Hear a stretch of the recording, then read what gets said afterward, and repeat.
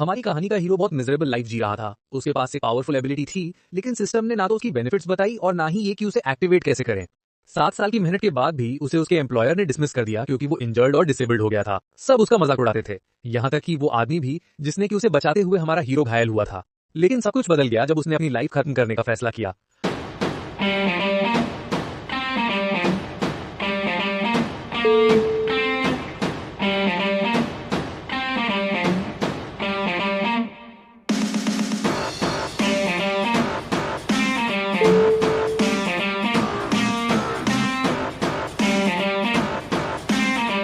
आखिर ऐसा क्या हुआ और कैसे उसकी जिंदगी पूरी तरह बदल गई, यही हम आज की स्टोरी में जानेंगे। 30 साल पहले आसमान में एक बड़ा गेट अचानक प्रकट हुआ, जिसने अनगिनत मॉन्स्टर्स को बाहर निकाल दिया और दुनिया को केओस और डिस्ट्रक्शन में डुबो दिया। लेकिन इस तबाही के बावजूद ऑर्डर कुछ हद तक बना रहा, thanks to hunters guilds. Present time में हमारा प्रोटैगनिस्ट आए जिन हर चीज से फ्रस्ट्रेट है, गेट्स से लेकर लीडरशिप तक, हंटर्स और उनके गिल्ड्स तक, और यहाँ तक कि अपने आसपास के लोगों से भी। एक दिन वो गहरी निराशा में ब्रिज से कूदकर अपनी लाइफ खत्म करने का फैसला करता है। वो पूरे गुस्से में दुनिया को कोसता है कि उसने कभी ऐसा क्या किया जो उसे इतनी सजा मिली। सिक्योरिटी पर्सनल जो वहां मौजूद थे उन्होंने ताइजिन को पुल के किनारे खड़ा देखा और उसे चेतावनी दी कि ये डेंजरस है। उन्होंने उसे पीछे हटने और काम होने को कहा, लेकिन ताइजिन गुस्से में चिल्लाया कि उन्हें क्या हक है उसे बताने का कि वो क्या करे। वो कहता है कि अब वो अपनी सफरिंग भी पीसफुली खत्म नहीं कर सकता। सिक्योरिटी टीम उसे शांत करने की कोशिश करती है, कहती है नीचे आओ और बात करो। लेकिन ताइजिन दर्द और गुस्से में उनसे कहता है कि दूर रहो क्योंकि वो नहीं समझ सकते उसने क्या सहा है। वो कहता है कि सिर्फ 3 घंटे पहले उसकी पूरी जिंदगी उलट गई जब उसे पैन हंटर्स गिल्ड से बिना किसी वार्निंग के निकाल दिया गया था। ताइजिन गिल्ड लीडर क्योंग के पास जाता है और पूछता है कि उसे इतनी अचानक बिना वजह क्यों निकाल दिया गया और क्यों उसकी मेहनत की कदर नहीं की गई। क्योंग ठंडे लहजे में जवाब देता है कि आखिर ताइजिन ने ऐसा क्या अचीव किया है, वो तो बस एक पोर्टर था। वो बताता है कि उसे इसलिए रखा गया था क्योंकि वो मेहनती लगा था और शायद कुछ कर दिखाएगा। लेकिन 7 सालों में वो बस डी क्लास हंटर बना है और अब जब वो घायल है और लंगड़ा कर चलता है तो आखिर गिल्ड को उससे क्या फायदा। क्योंग ठंडे शब्दों में कहता है कि क्या ताइजिन सोचता है कि गिल्ड कोई रिक्रिएशनल सेंटर है। ताइजिन खुद को जस्टिफाई करने की कोशिश करता है, लेकिन क्योंग उसे बीच में रोक देता है और कहता है कि उसे सेवरेंस पैकेज मिलेगा और उसे रिजाइन कर देना चाहिए। ताइजिन ये नहीं चाहता। वो कहता है कि वो अपने घाव ठीक कर लेगा और अब भी बहुत कुछ कर सकता है। तभी हंटर यंगजिन मौके का फायदा उठाकर ताइजिन का मजाक उड़ाता है और क्योंग की चापलूसी करता है। वो ताना मारते हुए कहता है कि ताइजिन समझ क्यों नहीं रहा कि लीडर ने उसे जाने को कहा है। ताइजिन गुस्से में चिल्लाता है कि उससे ऐसे बात मत करो, तो यंगजिन हंसते हुए कहता है कि वो कितना पैथेटिक है और उसे सलाह देता है कि वो अपना सेवरेंस पे लेकर कुछ स्नैक्स खरीद ले क्योंकि वही एक डी क्लास हंटर के लायक है। ताइजिन का गुस्सा फट पड़ता है। वो यंगजिन की कॉलर पकड़ लेता है और याद दिलाता है कि वो घायल तब हुआ था जब उसने यंगजिन की जान बचाई थी। वो ताने से पूछता है कि अगर वो वहां नहीं होता तो आज कौन जिंदा होता। यंगजिन हंसते हुए कहता है कि कब उसने उससे अपनी जान बचाने को कहा था और बताता है कि एक मामूली पोर्टर को अपनी लिमिट में रहना चाहिए और दूसरों के लेवल की बात नहीं करनी चाहिए। यंगजिन अहंकारी लहजे में ताइजिन को उसकी औकात याद दिलाता है और उसे इंसल्ट करता रहता है। वो हैरानी जताता है कि उसके जैसे फेलियर के पास एस क्लास एबिलिटी कैसे हो सकती है। वो ताइजिन की स्किल जिसका नाम एक्सप्लोसिव ग्रोथ है उसका मजाक उड़ाते हुए हंसता है और कहता है कि शायद ये स्किल उसकी हाइट बढ़ाने के लिए थी, लेकिन लगता है उसके ग्रोथ हार्मोन्स काम नहीं कर रहे। ये सुनकर सब हंस पड़ते हैं। ताइजिन का गुस्सा भड़क उठता है और वो पूरी ताकत से यंगजिन पर झपटता है, लेकिन उसके सारे वार बेअसर साबित होते हैं क्योंकि यंगजिन के पास शील्ड एबिलिटी होती है। वो उसे ताने मारते हुए कहता है कि अब वो उसे उसकी औकात दिखाएगा। अचानक वो एक जोरदार पंच मारता है जिससे ताइजिन का बैलेंस बिगड़ जाता है और वो दर्द से कराह उठता है। यंगजिन उसे पकड़कर ठंडी आवाज में कहता है कि सिर्फ इसलिए कि वो गिल्ड में कुछ साल पहले जुड़ा था उसे कोई अथॉरिटी नहीं मिल जाती। उसने तंग आकर अब उसे सबक सिखाने का फैसला किया। इसके बाद वो ताइजिन पर लगातार तेज और बेरहम वार करता है, ये कहते हुए कि वो बस अपनी ताकत टेस्ट करना चाहता है, लेकिन असल में वो उसे सजा दे रहा था। डी रैंक हंटर होकर सी रैंक हंटर को चैलेंज करने और गिल्ड लीडर से बहस करने की हिम्मत दिखाने की सजा। गिल्ड लीडर और बाकी हंटर ये सब देखकर भी कुछ नहीं करते। वो ताइजिन की हालत पर कोई इमोशन नहीं दिखाते। आखिरकार ताइजिन जमीन पर गिर जाता है, दर्द से बेहाल और हिल भी नहीं पाता। गिल्ड लीडर उसकी ओर उसका सेवरेंस पे फेंकता है और ताने मारते हुए कहता है, 7 साल की सर्विस के लिए धन्यवाद, अब दोबारा अपना चेहरा मत दिखाना। इस ह्यूमिलिएशन के बाद ताइजिन रात भर इधर उधर भटकता है। वो एक दुकान से कुछ ड्रिंक खरीदता है और धीरे धीरे पीते हुए आसमान की तरफ देखता है। वो कड़वे मन से सांस छोड़ता है। ड्रिंक उसे थोड़ी अच्छी लगती है, लेकिन जब उसकी नजर सेवरेंस पे पर पड़ती है तो उसे अफसोस होता है कि 7 साल की मेहनत बस इतने पैसों में खत्म हो गई। वो पुल के किनारे जाकर खड़ा होता है और सोचता है कि अब उसकी सफरिंग खत्म करने का समय आ गया है। उसे लगता है कि अब इस दुनिया में उसके पास खोने को कुछ नहीं बचा।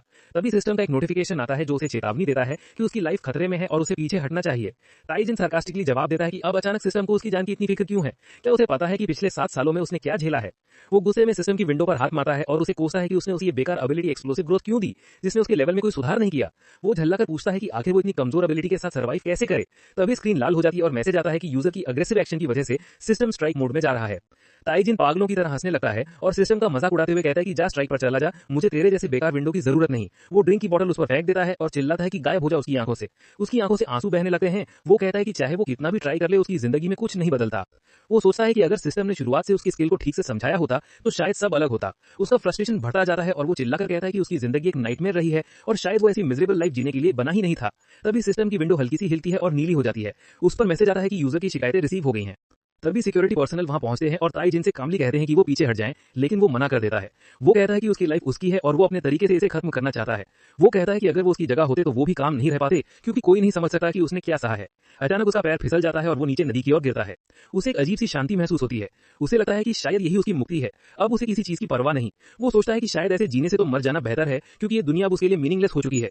तभी सिस्टम के कई नोटिफिकेशंस एक साथ आने लगते हैं। सिस्टम से मैसेज आता है कि एडमिनिस्ट्रेटर ने उसकी कंप्लेंट रिसीव कर ली है और ताइजिन को एडमिनिस्ट्रेटर के सर्वर पर ट्रांसफर किया जाएगा। अचानक उसके आसपास की दुनिया बदलने लगती है।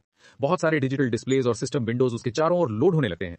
ताइजिन हैरान रह जाता है, समझ नहीं पाता कि ये सब क्या हो रहा है, लेकिन वो चुपचाप इंतजार करता है जब तक सिस्टम पूरी तरह लोड नहीं हो जाता। कुछ देर बाद सब कुछ गोल्डन लाइट में बदल जाता है। सुबह की पहली किरण के साथ ताइजिन की आंखें खुलती हैं। वो खुद को एक स्ट्रीट बेंच पर झुका हुआ पाता है। उसका सिर दर्द से फट रहा होता है। वो कंफ्यूजन में समझ नहीं पाता कि वो यहाँ कैसे आया। फिर सोचता है कि शायद वो कल रात बहुत ज्यादा ड्रिंक कर गया था और नशे में कहीं सड़क किनारे सो गया। अब उसे खुद पर गुस्सा आता है और कसम खाता है कि अगर वो फिर से पिया तो वो किसी डॉग से बेहतर नहीं रहेगा। धीरे धीरे उसे पिछली रात की बातें याद आने लगती हैं। उसे याद आता है कि वो पुल से गिर गया था। सिस्टम विंडो से अजीब इंटरेक्शन हुआ था और कुछ अजीब अपडेट्स दिखाई दी थी। पहले तो वो खुद को समझाता है कि शायद ये सब नशे की वजह से हुआ, एक हेलुसिनेशन था, लेकिन फिर हकीकत में लौटे हुए याद करता है कि अब वो बेरोजगार है और सोचता है कि अब जिंदगी कैसे चलेगी।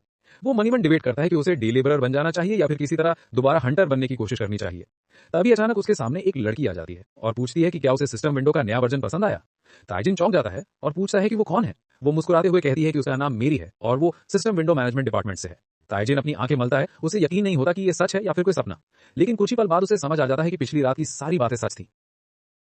मेरी उसे बताती है कि उन्होंने उसकी लेग इंजरी और एक्सप्लोसिव ग्रोथ स्किल की जांच की और पाया कि उसका सिस्टम विंडो पुराना और मैल फंक्शन कर रहा था, यानी वो ठीक से काम ही नहीं कर रहा था। वो हंसते हुए कहती है कि शायद यही उसकी सारी दिक्कतों की वजह थी। ताइजिन गुस्से में पूछता है कि क्या यही खराबी उसकी सारी सफरिंग का कारण थी। मेरी कहती है कि वो सिक्योरिटी रीजंस की वजह से ज्यादा डिटेल्स नहीं बता सकती, लेकिन अब उसका सिस्टम विंडो पूरी तरह से ठीक कर दिया गया है। जैसे ही वो उसकी स्किल पर बात करने लगती है, ताइजिन गुस्से में उसे बीच में रोक देता है। उसका चेहरा गुस्से से लाल हो जाता है। वो कहता है कि उन्होंने उसकी 7 साल की मेहनत को बेकार बना दिया। वो कहता है कि उसने 7 साल तक दिन रात ट्रेनिंग की और अब पता चला कि गलती उसी सिस्टम में थी, ना कि उसमें खुद में। गुस्से से कांपते हुए वो मेरी से पूछता है कि क्या उसके पास कोई आखिरी बात कहने को है, इससे पहले कि वो उसे खत्म कर दे। वो चिल्लाकर कहता है कि कैसे वो सोच सकती है कि कुछ शब्दों से वो उसके सालों के दर्द की भरपाई कर सकती है। मेरी डर कर पीछे हटती है। उसकी आंखों में डर साफ झलकता है, लेकिन वो खुद को संभालते हुए कहती है कि उसने उसकी सारी स्टैट्स रिस्टोर कर दी हैं और उसकी चोटें भी पूरी तरह से हील कर दी हैं। ताइजिन हैरान होकर अपने पैर की तरफ देखता है और जब वो उसे हिलाकर देखता है तो पता चलता है कि वो बिल्कुल ठीक हो चुका है, जैसे कभी घायल हुआ ही नहीं। वो हैरानी से पूछता है कि उसने कैसे किया। मेरी बताती है कि वो अभी सब कुछ नहीं बता सकती, लेकिन ये बताती है कि एक्सप्लोसिव ग्रोथ स्किल को एक्टिवेट करने के लिए खास ट्रिगर चाहिए और इसी वजह से वो उसे एक ऐसा ऑफर देना चाहती है जिसे वो मना नहीं कर पाएगा।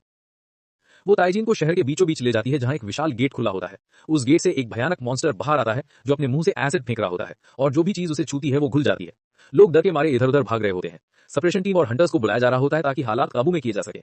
जैसे ही हंटर वहां पहुंचते हैं, ताइजिन हैरान होकर मेरी से पूछता है कि क्या वो सच में उसे इस क्रिएचर से अकेले लड़ने भेजना चाहती है। वो कहता है कि चाहे वो कितना भी स्ट्रांग हो, ऐसा मॉन्स्टर वो नहीं हरा सकता। मेरी शांत लहजे में उसे भरोसा दिलाती है कि उसे उसकी एबिलिटीज पर पूरा विश्वास है और वो ये कर सकता है। वो मुस्कुराते हुए कहती है कि बस एक बार कोशिश करो, कुछ खोगे नहीं, और अगर हार भी गए तो कुछ नहीं जाएगा। वो उसे एनकरेज करती है कि वो खुद पर ट्रस्ट करे। कुछ पल की शांति में ताइजिन उस क्रिएचर को ऑब्जर्व करता है और देखता है कि वो जहरीला पोलन हवा में फैला रहा है। तभी उसे एहसास होता है कि ये मॉन्स्टर कम से कम सी रैंक का तो है ही। वो मॉन्स्टर इतना पावरफुल था कि उसे हराने के लिए कम से कम बी रैंक या ए रैंक हंटर की जरूरत थी। यहाँ तक कि एक एक्सपीरियंस्ड सप्रेशन टीम के लिए भी उसे संभालना मुश्किल था। ताइजिन व्यंग से मेरी से पूछता है कि क्या अगर वो इस मॉन्स्टर को हरा दे तो एक्सप्लोसिव ग्रोथ एक्टिवेट हो जाएगी। मेरी आत्मविश्वास से मुस्कुराते हुए कहती है कि हाँ, बिल्कुल होगी। ताइजिन को उस पर भरोसा करने में हिचक होती है, लेकिन फिर उसे याद आता है कि उसने गिल्ड में कितने साल सिर्फ एक पोर्टर बनकर बिताए, जहां उसकी मेहनत का कभी कोई असर नहीं पड़ा। अब उसे लगता है कि उसके पास खोने के लिए कुछ नहीं बचा। वो सोचता है कि उसकी जिंदगी पहले ही बर्बाद हो चुकी है, अब इससे बुरा कुछ नहीं हो सकता। ये सोचकर वो तय करता है कि वो मेरी की बात मान लेगा। दृढ़ निश्चय के साथ वो मेरी से कहता है कि वो उसका रिक्वेस्ट स्वीकार करता है और फिर पूरी रफ्तार से मॉन्स्टर की ओर दौड़ता है। सोल्जर्स उसे रोकने की कोशिश करते हैं, लेकिन वो उनकी चेतावनियों को अनदेखा कर देता है। मॉन्स्टर के करीब पहुंचते ही वो एसिड की सीधी मार झेलता है और अपने हाथ से खुद को बचाता है। दर्द के बावजूद उसका गुस्सा उसे और ताकत देता है। वो मॉन्स्टर को लात मारता है, जिससे उसका एसिड वाला फूल चकनाचूर हो जाता है। अचानक उसकी सिस्टम विंडो पर कई नोटिफिकेशंस आने लगते हैं, जिसमें लिखा होता है कि स्मॉल स्टेप फॉरवर्ड स्किल पूरी हो गई है और बोल्ड ट्रायल नाम की सी रैंक स्किल एक्टिवेट हो चुकी है। साथ ही एक्सप्लोसिव ग्रोथ भी शुरू हो गई है। ताइजिन दंग रह जाता है ये देखकर कि सिर्फ एक बार के बाद ही इतनी सारी पावर्स खुल गईं। वो नोटिफिकेशंस देखते हुए अपनी आंखों पर यकीन नहीं कर पाता। हर एक में उसकी स्टैट्स और लेवल में जबरदस्त बढ़ोतरी दिखती है। मेरी एक्साइटमेंट से हंसते हुए पूछती है कि एक्सप्लोसिव ग्रोथ का इस्तेमाल कैसा लग रहा है। ताइजिन दीवानों की तरह हंसने लगता है और कहता है कि ये स्किल तो अनबिलीवेबल है। मेरी उसे थोड़ा शांत करती है और कहती है कि अभी जश्न मत मनाओ क्योंकि एक्सप्लोसिव ग्रोथ की असली ताकत तो अब दिखनी शुरू हुई है। वो उसे मोटिवेट करती है कि जितने मॉन्स्टर्स दिखे सबको खत्म कर दो। ताइजिन उत्साह से भरकर बाकी मॉन्स्टर्स पर टूट पड़ता है। वो अपनी नई एबिलिटीज का इस्तेमाल करते हुए हर एक टॉक्सिक फ्लावर को तबाह कर देता है जो उस मेन क्रीचर से जुड़ा होता है। हर बार जब वो कोई मॉन्स्टर मारता है सिस्टम विंडो फिर से नोटिफिकेशंस दिखाती है कि उसकी एबिलिटीज और लेवल तेजी से बढ़ रहे हैं। हर किल के साथ वो खुद को जैकपॉट जीतने जैसा महसूस करता है। उसका जोश और ताकत हर बार के साथ दोगुनी होती जाती है। आखिरकार वो उस मॉन्स्टर के कोर बॉडी तक पहुंच जाता है और हवा में छलांग लगाकर जोरदार वार करता है। इस एक वार से मॉन्स्टर तुरंत मर जाता है। कुछ पल बाद गिल्ड की टीम वहां पहुंचती है जिसमें यंग जिन भी होता है। वो देखकर दंग रह जाता है कि मॉन्स्टर पहले ही मारा जा चुका है जबकि सप्रेशन टीम स्टैंड बाय पर थी। यंग जिन झुंझलाकर कहता है कि वो सारा मजा मिस कर गए। दूसरे हंटर्स पूछते हैं कि क्या ये वही ताइजिन है जिस पर वो हंसते थे। यंग जिन व्यंग से मुस्कुराता है और कहता है कि हाँ, वही नाकाम इंसान बैटलफील्ड पर क्या कर रहा है। ताइजिन के चेहरे पर एक अजीब सी मुस्कान होती है जिसमें थोड़ा सा मैडनेस झलकता है। यंग जिन ताने मारते हुए पूछता है कि क्या ताइजिन ने कुछ सस्पिशियस खा लिया है। वो करीब जाकर उसे प्रोवोक करता है और कहता है कि उसे अपनी औकात याद रखनी चाहिए और अब यहाँ से चला जाना चाहिए। चाहे वो कुछ भी कर ले, वो कभी एक रिस्पेक्टेबल हंटर के लेवल तक नहीं पहुंच पाएगा। ताइजिन उसे देखकर हैरान होता है कि वो और बाकी हंटर्स यहाँ कैसे आ गए, लेकिन अब उसे फर्क नहीं पड़ता। अब उसके पास ताकत है और उसके दिल में बदला लेने की आग जल रही है। वो मन ही मन सोचता है कि अब उसकी बारी है। लेकिन तभी एक सिक्योरिटी ऑफिसर बीच में आ जाता है। वो ताइजिन का शुक्रिया अदा करता है और कहता है कि अगर वो टाइमली इंटरवेंशन ना करता तो हालात बहुत खराब हो सकते थे। इस मौके को समझते हुए ताइजिन विनम्रता से जवाब देता है कि उसने कुछ खास नहीं किया, बस एक हंटर की तरह अपना फर्ज निभाया। यंग जिन और बाकी हंटर्स ये सुनकर चुप रह जाते हैं, लेकिन उनके चेहरे पर जलन साफ झलकती है। ताइजिन को देखकर बाकी हंटर्स उसे गंदी नजर से देखते हैं। उन्हें लगता है कि वो बस दिखावा कर रहा है कि वो विनम्र है। सिक्योरिटी ऑफिसर फिर से उसके पास आता है और कहता है कि जिस तरीके से उसने उन टॉक्सिक फ्लावर्स को हैंडल किया वो बहुत ही शानदार था और ऐसा तरीका उसने पहले कभी नहीं देखा था। यंग जिन बीच में बोलता है और हंसते हुए पूछता है कि ताइजिन सच में कहना चाहता है कि उसने ये सब अकेले किया। सिक्योरिटी ऑफिसर तुरंत कहता है, हाँ बिल्कुल, उसने सब कुछ किया। क्या तुम्हें इस पर कोई प्रॉब्लम है? ये सुनकर बाकी हंटर्स हैरान रह जाते हैं। ताइजिन धीरे से यंग जिन के पास जाता है और कहता है कि सिक्योरिटी वालों को परेशान मत करो, चलो कहीं और जाके बात करते हैं ताकि वो सब कुछ साफ साफ बता सके। वो उन्हें पास की एक पुरानी छोड़ी हुई बिल्डिंग में ले जाता है। वहां पहुंचते ही यंग जिन गुस्से में चिल्लाता है और कहता है कि अब सीधा जवाब दो, एक डी रैंक का हंटर ऐसा काम कैसे कर सकता है? बिना कोई घुमा फिराकर जवाब दो। ताइजिन को याद आता है कि सिस्टम विंडो ने उसे एक मिशन दिया था कि इन बदतमीज हंटर्स को सबक सिखाओ और इनाम में A- रैंक की स्किल मिलेगी। ये सोचकर उसे लगता है कि ये सही मौका है अपनी इज्जत वापस पाने का और ताकत बढ़ाने का। वो घुटनों के बल बैठता है और कहता है, माफ करना, लेकिन अब मुझे अपना दूसरा रूप दिखाना होगा और तुम्हें थोड़ा सबक सिखाना होगा। हंटर्स उसे देखकर सोचते हैं कि वो पागल हो गया है, लेकिन ताइजिन शांति से बोलता है कि वो समझता है ये सब देखकर वो लोग हैरान होंगे। वो कहता है कि वो नया है इस हंटर वर्ल्ड में और मीठी बातें करना नहीं जानता, लेकिन पूछता है कि क्या उन्हें कोई दिक्कत है अगर वो उन्हें थोड़ी री एजुकेशन दे दे। एक हंटर मजाक उड़ाते हुए आगे बढ़ता है और कहता है, क्या बकवास कर रहे हो? क्या तुम हमसे मजाक कर रहे हो? वो सिर उठाकर कामली कहता है, हाँ मैं तुम्हें पनिश करने वाला हूँ और तुम इसे एक्सेप्ट कर लो क्योंकि तुम डिजर्व करते हो। इससे पहले कि कोई कुछ समझे, ताइजिन एक पावरफुल पंच मारता है और हंटर जमीन पर गिर जाता है। बाकी हंटर्स शॉक में उसे देखते हैं, ये सोचते हुए कि ये सच में हुआ या वो ड्रीम देख रहे हैं। ताइजिन हंसते हुए कहता है, चलो अब एक एक करके आगे आओ और अपने पनिशमेंट लो, देखो कौन मेरी फोरहेड टैप भी सह सकता है। वो यंग जिन की तरफ देखकर कहता है कि एक टैप अभी तुम्हारे लिए बचा है। ये सुनकर सब हंटर्स गुस्से में आ जाते हैं। एक और हंटर आगे आता है लेकिन ताइजिन उसे भी जोर से हिट करता है जिससे उसका नोज ब्लीड होने लगता है।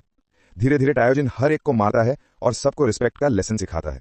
यंग जिन हैरान खड़ा रह जाता है। उसे यकीन नहीं होता कि उसके साथियों जैसे स्किल्ड हंटर्स को ताइजिन ने इतनी आसानी से हरा दिया। अब वहां सिर्फ ताइजिन खड़ा है और बाकी सब जमीन पर पड़े हैं। ताइजिन ठंडी आवाज में यंग जिन से पूछता है, अब भी लगता है कि जो हुआ वो मजाक था? ताइजिन ठंडी आवाज में यंग जिन से कह रहा है कि शायद बाकी लोगों को वो छोड़ दे, लेकिन उसके लिए कोई चांस नहीं है कि वो बिना चोट के बच पाए। अपनी उंगलियों की हड्डियां क्रैक करते हुए ताइजिन कहता है, तैयार रहो अब जो आने वाला है उसके लिए। यंग जिन गुस्से में ताइजिन को देखकर कहता है कि ज्यादा कॉन्फिडेंट मत बनो, लगता है तुम अपनी मौत को खुद बुला रहे हो। वो अपनी स्किल एक्टिवेट करता है और हवा में तेज आइस ब्लेड्स बना लेता है। हंसते हुए कहता है कि ताइजिन शायद थोड़ी फिजिकल स्किल सीख गया है, लेकिन इतना ओवर कॉन्फिडेंट होना बेवकूफी है। वो कहता है कि अब वो लड़ाई खत्म करेगा। ताइजिन मुस्कुराते हुए जवाब देता है कि उसने आइस मिसाइल्स बनाना कब सीख लिया। तभी सिस्टम विंडो में नोटिफिकेशन आता है मिशन कंप्लीट का और ताइजिन के अंदर एक्साइटमेंट भर जाती है। वो नई स्किल ट्राई करने के लिए तैयार हो जाता है। वो अपनी एनर्जी गैदर करता है और एक विशाल फायर बॉल बनाता है जो उसकी नई A- रैंक स्किल होती है। उस फायर बॉल की गर्मी इतनी ज्यादा होती है कि यंग जिन के आइस ब्लेड्स और मिसाइल्स पिघल जाते हैं। यंग जिन शॉक में रह जाता है, उसे समझ नहीं आता कि हुआ क्या है। ताइजिन मुस्कुराकर पूछता है कि उसकी नई स्किल कैसी लगी और मजाक में कहता है कि जरा संभल कर रहो वरना सच में मर जाओगे। फायरबॉल की हीट और भी बढ़ती जाती है, उसकी एनर्जी पूरे एरिया में फैलने लगती है। यंग जिन की आंखों से आंसू निकलने लगते हैं क्योंकि वो गर्मी सह नहीं पाता। ताकत इतनी बढ़ जाती है कि पूरा जगह ब्लास्ट होने जैसा लगने लगता है। यंग जिन जमीन पर गिर जाता है, उसका शरीर जल चुका होता है और वो शॉक में सांस लेता हुआ बस ताइजिन को देखता रह जाता है। ताइजिन उसके पास जाता है और मॉक करते हुए कहता है कि तुमने खुद के लिए ही मुसीबत खड़ी कर ली। और डिसअपॉइंटमेंट से कहता है कि डरना ठीक था, लेकिन इतनी कमजोरी दिखाना शर्म की बात है। वो उसके ऊपर झुककर वार्निंग देता है कि अगर उसने फिर किसी गिल्ड मेंबर को परेशान किया तो उसके बुरे नतीजे होंगे।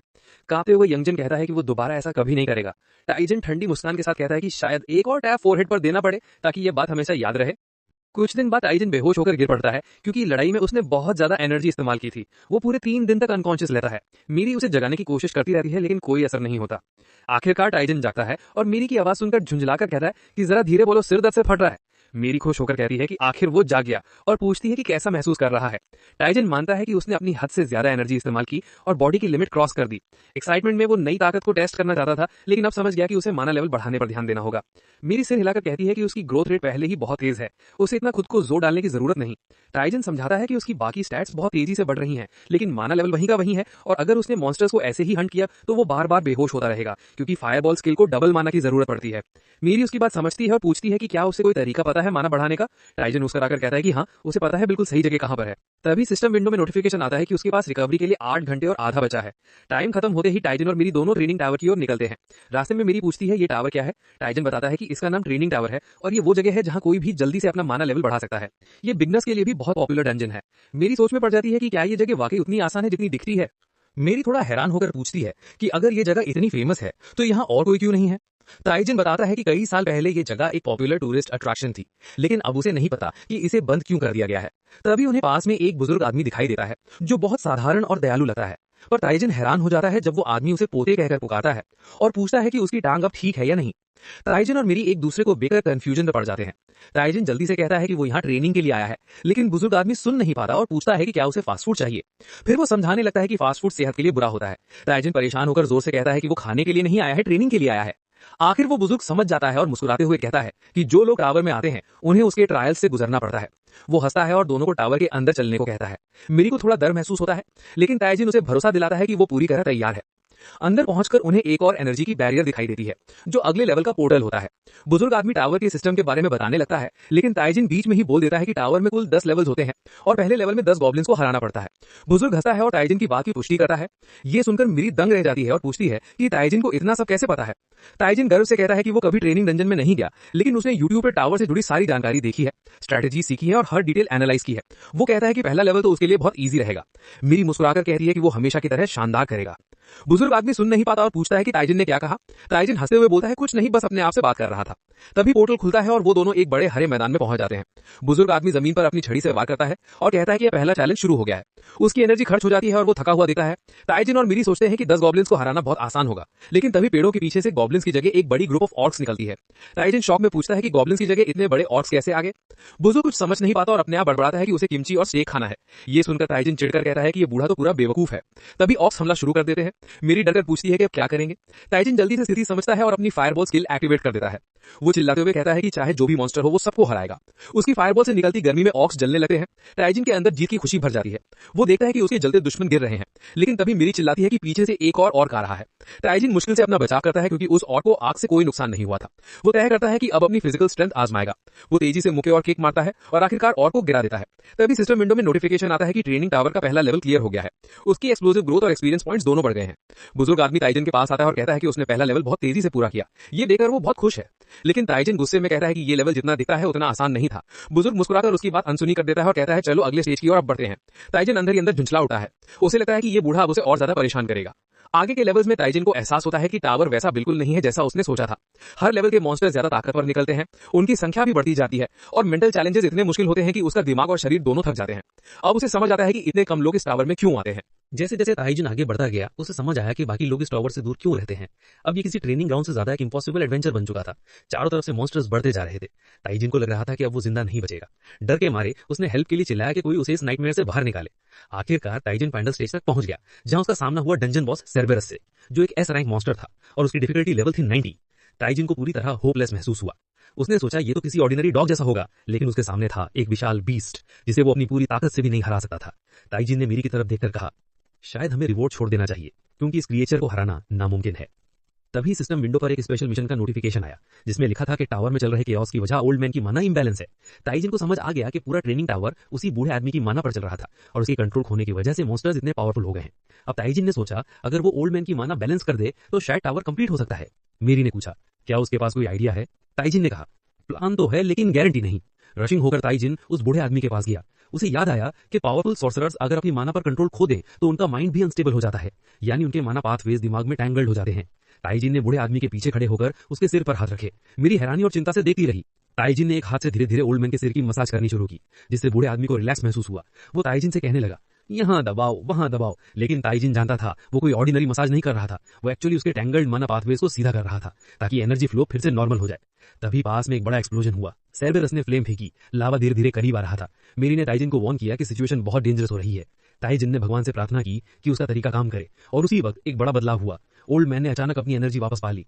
उसका पूरा शरीर ग्लो करने लगा और वो ताइजिन से 10 गुना ज्यादा पावरफुल लग रहा था। ताइजिन डिसबिलीफ में पूछ बैठा, आप असल में हैं कौन? ओल्ड मैन मुस्कुराया और बोला, उसे ऐसी एनर्जी महसूस हुए बहुत साल बीत गए। उसने अपनी पावर से डंजन बॉस को एक ही ब्लो में खत्म कर दिया।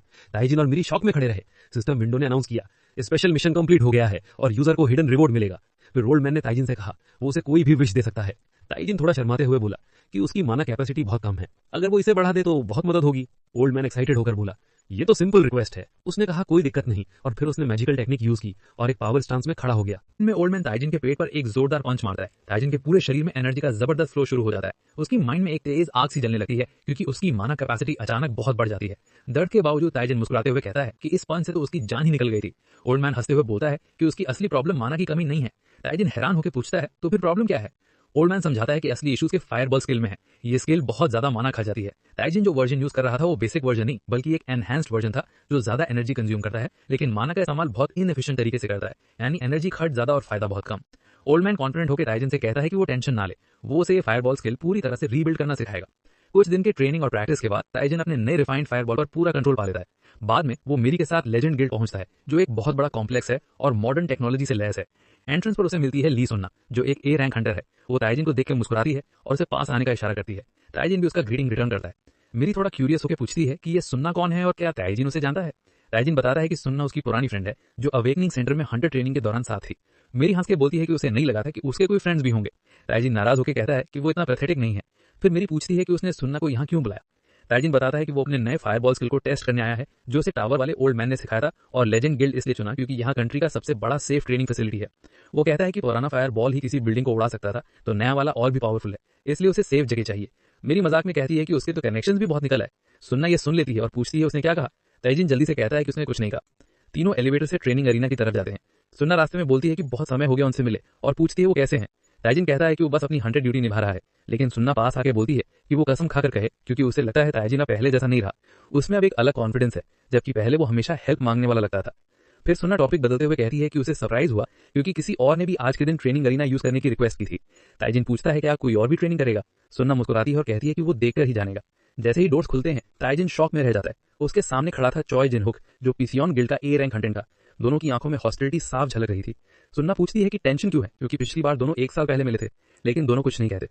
सुन्ना समझाने लगती है कि अरीना दरअसल एक वर्चुअल स्पेस है जो ट्रेनी की अपनी माना से बनता है, और मॉन्स्टर्स की स्ट्रेंथ भी उसी माना के अमाउंट पर डिपेंड करती है।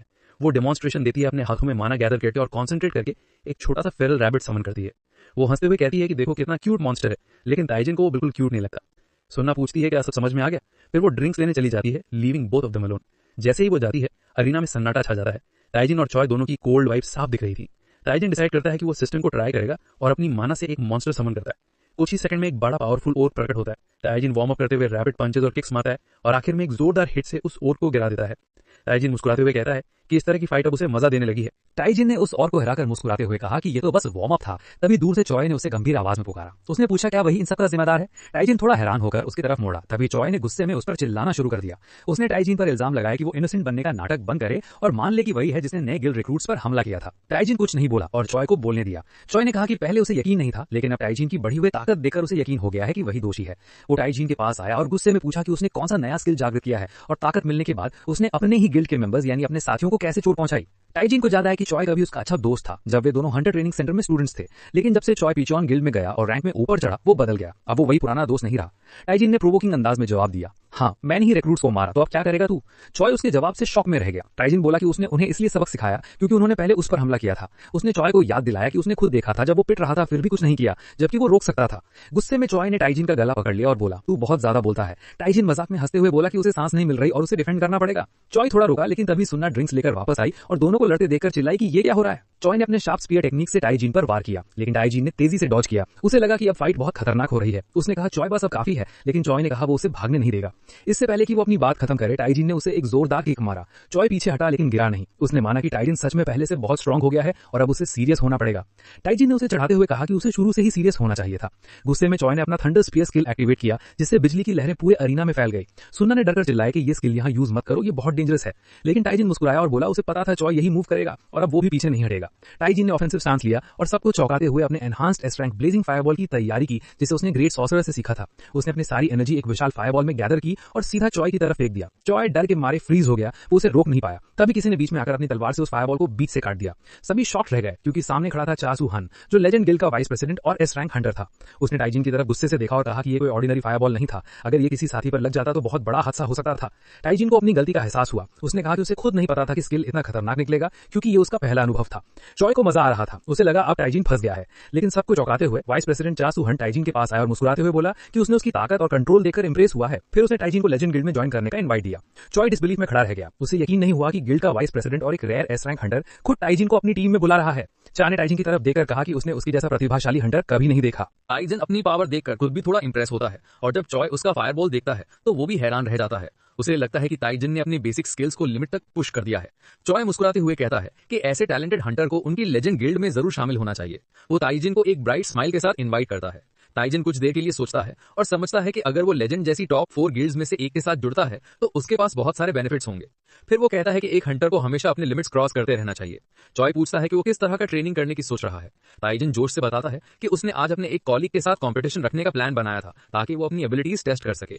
चॉय हैरान होकर बोलता है कि उसने कभी ऐसा कंपटीशन माना ही नहीं था। टाइजन कहता है कि आज की लड़ाई ने उसे ये एहसास कराया कि चॉय जिनुक उसके लिए एक माउंटेन की तरह है जिसे उसे पार करना होगा, इसलिए वो अभी गिल्ड ज्वाइन करने के लिए तैयार नहीं है। पहले उसे इन माउंटेन्स को हराना होगा। चॉय गुस्से में बोलता है कि उनकी लड़ाई कोई कंपटीशन नहीं थी, बस एक छोटी सी बहस थी। लेकिन चा हंसते हुए कहता है कि कॉम्बैट स्पिरिट और ट्रेनिंग एक हंटर के लिए बहुत जरूरी होती है और उसे टाइजन की डिटर्मिनेशन पसंद आई। फिर वो टाइजन से उसका नाम और रैंक पूछता है। टाइजन जवाब देता है कि वो एक डी रैंक हंटर है। चा थोड़ा अफसोस जताता है और कहता है कि इतना टैलेंट डी रैंक पर रहना उसके लिए नुकसान की बात है। वो टाइजन से वादा करता है कि वो उसे आगे बढ़ने में मदद करेगा। दिन के आखिर में चा उसे एक रिकमेंडेशन लेटर देता है ताकि वो 1 महीने बाद होने वाले बी रैंक क्वालिफिकेशन टेस्ट में हिस्सा ले सके। शुरू में टाइजन थोड़ा हिचकिचाता है, लेकिन फिर समझता है कि जितना ऊंचा एक हंटर का रैंक होगा उतने ही पावरफुल डंजन्स में वो जा सकेगा। ये मौका वो छोड़ नहीं सकता था। 1 महीने बाद टाइजन बी रैंक क्वालिफिकेशन टेस्ट की जगह पहुंचता है। वहां का माहौल देखकर वो हैरान हो जाता है, यहाँ तक कि हवा भी अलग लग रही थी। मेरी कहती है कि चा का रिकमेंडेशन दिखाता है कि वो टाइजन से कितना इंप्रेस हुआ था। टाइजन गर्व से कहता है कि टैलेंट अट्रैक्ट्स टैलेंट, इसलिए वो यहाँ है। मेरी पूछती है कि उसने लेजेंड गिल्ड का इनविटेशन क्यों ठुकराया। टाइजन थोड़ा लालच भरे अंदाज में बताता है कि उसने मना इसलिए किया क्योंकि गिल्ड्स हंटर्स को अपने मिशंस की कमाई का हिस्सा देना पड़ता है, जो उसे फायदेमंद नहीं लगता। वो कहता है कि गिल्ड्स हंटर्स को स्लेव्स की तरह ट्रीट करते हैं और अगर वो घायल हो जाएं तो उन्हें छोड़ देते हैं, इसलिए वो किसी गिल्ड के अंदर शामिल नहीं होगा। उसका असली मकसद है मनी कमाना। अचानक कोई उसे हेलो बोलता है। वो यॉन सैन होता है, जो जुनुक गिल्ड का एक सी रैंक हंटर है। सैन पूछता है कि क्या वो टेस्ट देने आया है। टाइजन मुस्कुराकर पूछता है कि क्या वो उसे जानता है। सैन जवाब देता है कि हाँ, उसके बारे में काफी रूमर्स हैं। वो ये भी बताता है कि उनकी गिल्ड भी उसे रिक्रूट करना चाहती है, खासकर जब उन्हें पता चला कि लेजेंड गिल्ड के वाइस प्रेसिडेंट खुद उसे लाना चाहते थे।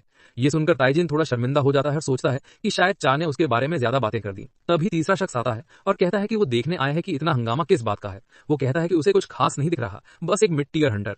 फिर वो अपना नाम बताता है, कैंग जन, हैंग गिल्ड का सी रैंक हंटर। वो आत्मविश्वास से कहता है कि वो अपनी पीढ़ी का सबसे महान हंटर बनेगा। टाइजिन और सिरन दोनों उसकी बोस्टिंग देखकर हैरान होते हैं, लेकिन तभी माइक पर अनाउंसमेंट होती है, बी रैंक इवैल्यूएशन टेस्ट शुरू होने वाला है। जब टाइजिन सुनता है कि सुपरवाइजिंग हंटर है चॉय जिनुक, तो वो सन रह जाता है। चॉय स्टेज पर आता है और टेस्ट की डिटेल्स बताने लगता है। टेस्ट एक स्पेशली डिजाइन डंजन में होने वाला था, जहां 8 पार्टिसिपेंट्स को 4 पेयर्स में बांटा गया था। हर टीम को मिलकर उस डंजन को क्लियर करना था, जिसमें कुछ खास पॉइंट्स A, B, C और D मार्क किए गए थे।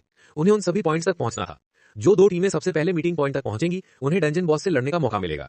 चॉय ने यह भी बताया कि टेस्ट को लाइव ब्रॉडकास्ट किया जाएगा और पॉइंट्स रियल टाइम में अपडेट होते रहेंगे, ताकि सभी अपनी पीक परफॉर्मेंस मेंटेन रख सकें। फिर वो टीमों के नाम पुकारने लगता है। पहली टीम थी सिरेन और गयोन, दूसरी थी यांग और एरिम, तीसरी थी वाई और ह्योंग और चौथी थी हून और टाइजिन। टाइजिन अपने साथी हून से मिलता है और मुस्कुराकर कहता है कि चलो अच्छा रहेगा साथ काम करना। हून भी हल्की सी नर्वस स्माइल देता है और कहता है कि वो एक्साइटेड है उनके साथ मिशन पर जाने के लिए। दोनों अपने गेट की तरफ बढ़ते हैं जबकि चॉय उन्हें तीखी निगाहों से देख रहा है। दरअसल उसने पहले से ही एक शातिर प्लान बना रखा था ताकि ताइजिन का टेस्ट मुश्किल बना सके। कुछ दिन पहले ही चॉय ने हेयॉन को पिशॉन गिल्ड में बुलाया था और उससे कहा था कि वो इस बी रैंक टेस्ट में हिस्सा ले। उसने खास तौर पर उसे कहा था कि वो ताइजिन का टेस्ट फेल करवाए।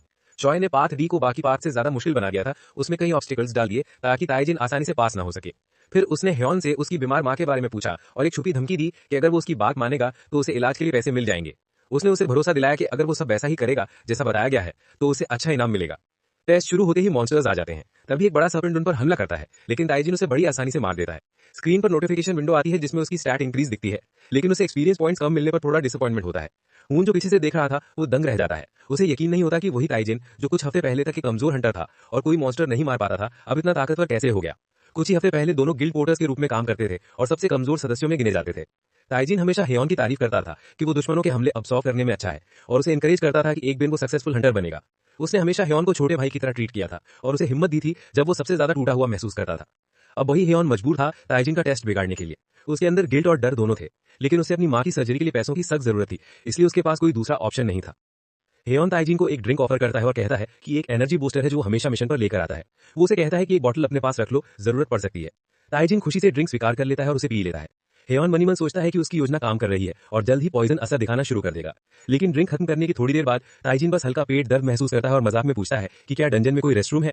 हेयॉन हंसकर कहता है कि यहाँ कोई रेस्टरूम नहीं होता, जिससे ताइजिन अफसोस करता है कि काश वो टेस्ट से पहले चला गया होता। वो जल्दी से डंजन खत्म करने का निश्चय करता है। लेकिन हेयॉन के लिए शॉक की बात यह थी कि पॉइजन का ताइजिन पर कोई असर नहीं हुआ। अचानक एक नोटिफिकेशन पॉपअप होती है जिसमें लिखा आता है पॉइजन रेजिस्टेंस स्किल एक्टिवेटेड। इसका मतलब था कि ताइजिन पॉइजन के लिए इम्यून है। थोड़ी देर बाद दोनों एक स्टीप स्लोप तक पहुंचते हैं। ताइजिन नोटिस करता है कि रास्ता कुछ ब्लॉक सा लग रहा है और बोलता है कि ऐसा लग रहा है जैसे हम बार बार घूम रहे हैं। हेयॉन इसे मौका समझता है और ताइजिन को स्लोप से धक्का देने की कोशिश करता है ताकि वो नीचे गिर जाए, लेकिन किस्मत पलट जाती है और खुद हेयॉन नीचे गिर जाता है। ताइजिन फौरन उसका पैर पकड़ लेता है और गुस्से में पूछता है कि वो खुद को मारने की कोशिश क्यों कर रहा था। हेयॉन की आंखों में आंसू आ जाते हैं और वो कबूल करता है कि उसने ताइजिन को गिराने की कोशिश की थी ताकि वो टेस्ट में फेल हो जाए।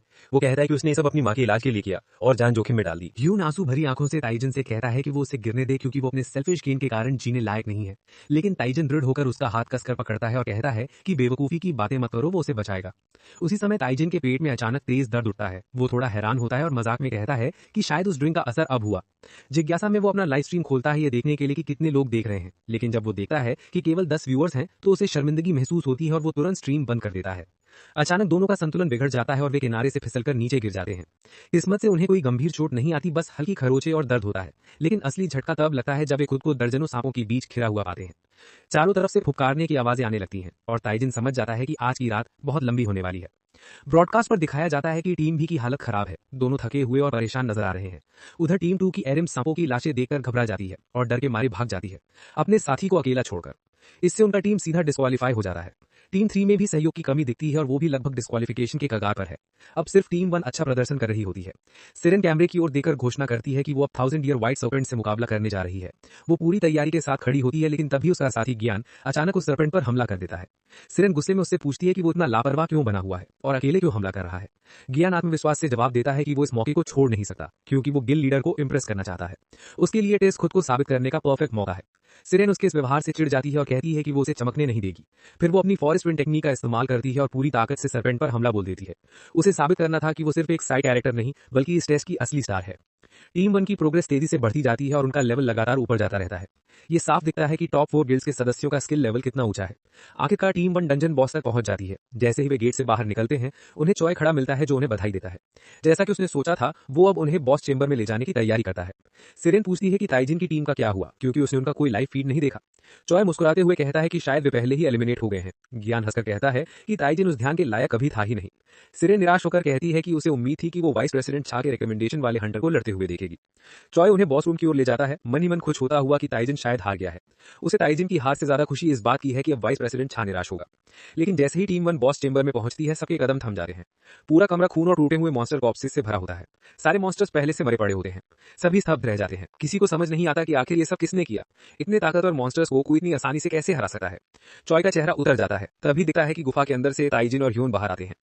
असल में ताइजिन ने ह्यून की खास अब्जॉर्प्शन एबिलिटी का इस्तेमाल किया था। ह्यून के पास एक अनोखी स्किल थी जो उसे आने वाले मैजिकल अटैक्स की एनर्जी को अब्सॉर्ब करने, उसे रीशेप करने और फिर दुश्मन की ओर वापस भेजने की क्षमता देती थी। जितनी ज्यादा एनर्जी अब्सॉर्ब होती थी उतना ही ताकतवर उसका काउंटर अटैक बनता था। ताइजिन ने इस एबिलिटी को अपनी फायरबॉल टेक्निक के साथ मिलाया और दोनों ने मिलकर एक नई कॉम्बो स्किल बनाई, कोलैबोरेटिव हेल्ट्रेन। इस स्किल की स्पीड और डैमेज दोनों ही अविश्वसनीय थे। योन गुफा में अद्भुत तेजी से आगे बढ़ता गया, लेकिन रास्ते के बीच में उसकी ताकत कम होने लगी। ताइजिन ने शांत स्वर में पूछा, अभी और फायरबॉल्स झेल सकता है ना? और योन ने हल्की मुस्कान के साथ सिर हिलाया। थके हुए ह्यून ने फिर भी टाइजिन को जवाब दिया कि वो अब भी लड़ सकता है, जिससे टाइजिन को थोड़ा सुकून मिला और उसने उसे कहा कि जितनी जल्दी हो सके बॉस चेंबर तक पहुंचो। उधर बॉस रूम में चोई, सिरॉन और जैन अब भी शॉक में थे, क्योंकि प्लान के हिसाब से वहां एक इमोजी मॉन्स्टर होना चाहिए था, लेकिन वहां कुछ अलग ही देखने को मिला। सामने एक लिच अपने थ्रोन पर बैठा था और वो मरा हुआ इमोजी वापस जिंदा कर देता है। सिरॉन और जैन हैरान होकर चोई से पूछते हैं कि ये लिच यहाँ कैसे आया। लिच उठकर खड़ा होता है और मरे हुए इमोजी को कमांड देता है कि वो अटैक करे।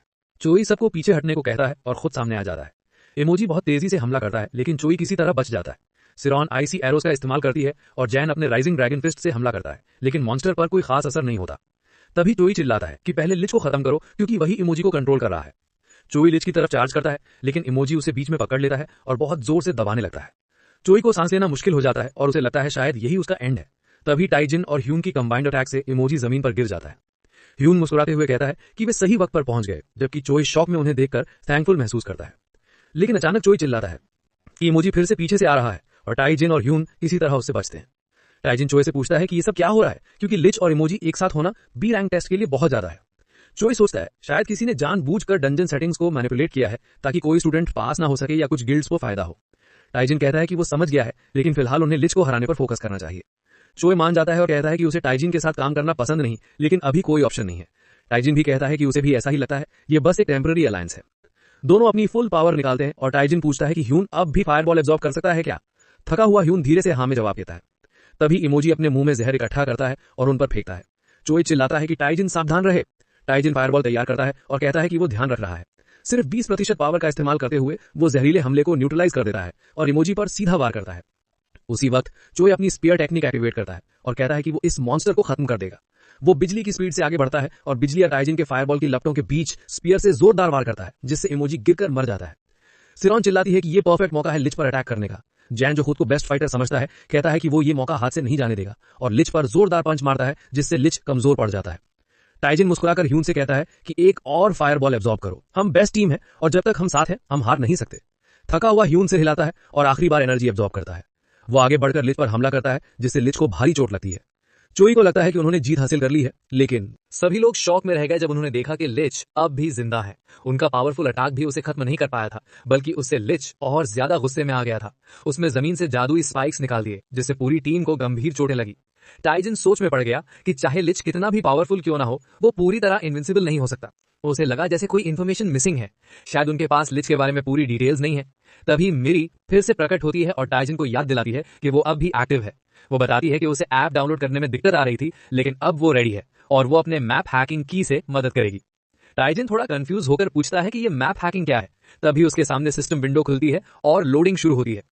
टाइजिन हैरानी से देखता है जब प्रोसेस पूरा होता है और सिस्टम अनाउंस करता है कि डंजन मैप अब नए डेटा के हिसाब से रीबिल्ड किया जाएगा। अचानक जमीन पर एक नेविगेशन ग्रिड दिखाई देने लगती है और सिस्टम कहता है कि green navigation activated.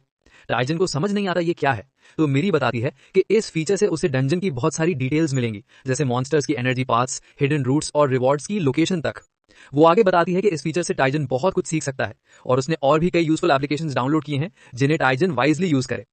टाइजिन navigation data को एनालाइज करने लगता है और हैरान होकर कहता है कि ये तो सिर्फ मैप हैक नहीं, बल्कि एक पर्सनल असिस्टेंट जैसा सिस्टम है। उसे यकीन नहीं होता कि ऐसा पावरफुल फीचर सच में एग्जिस्ट करता है।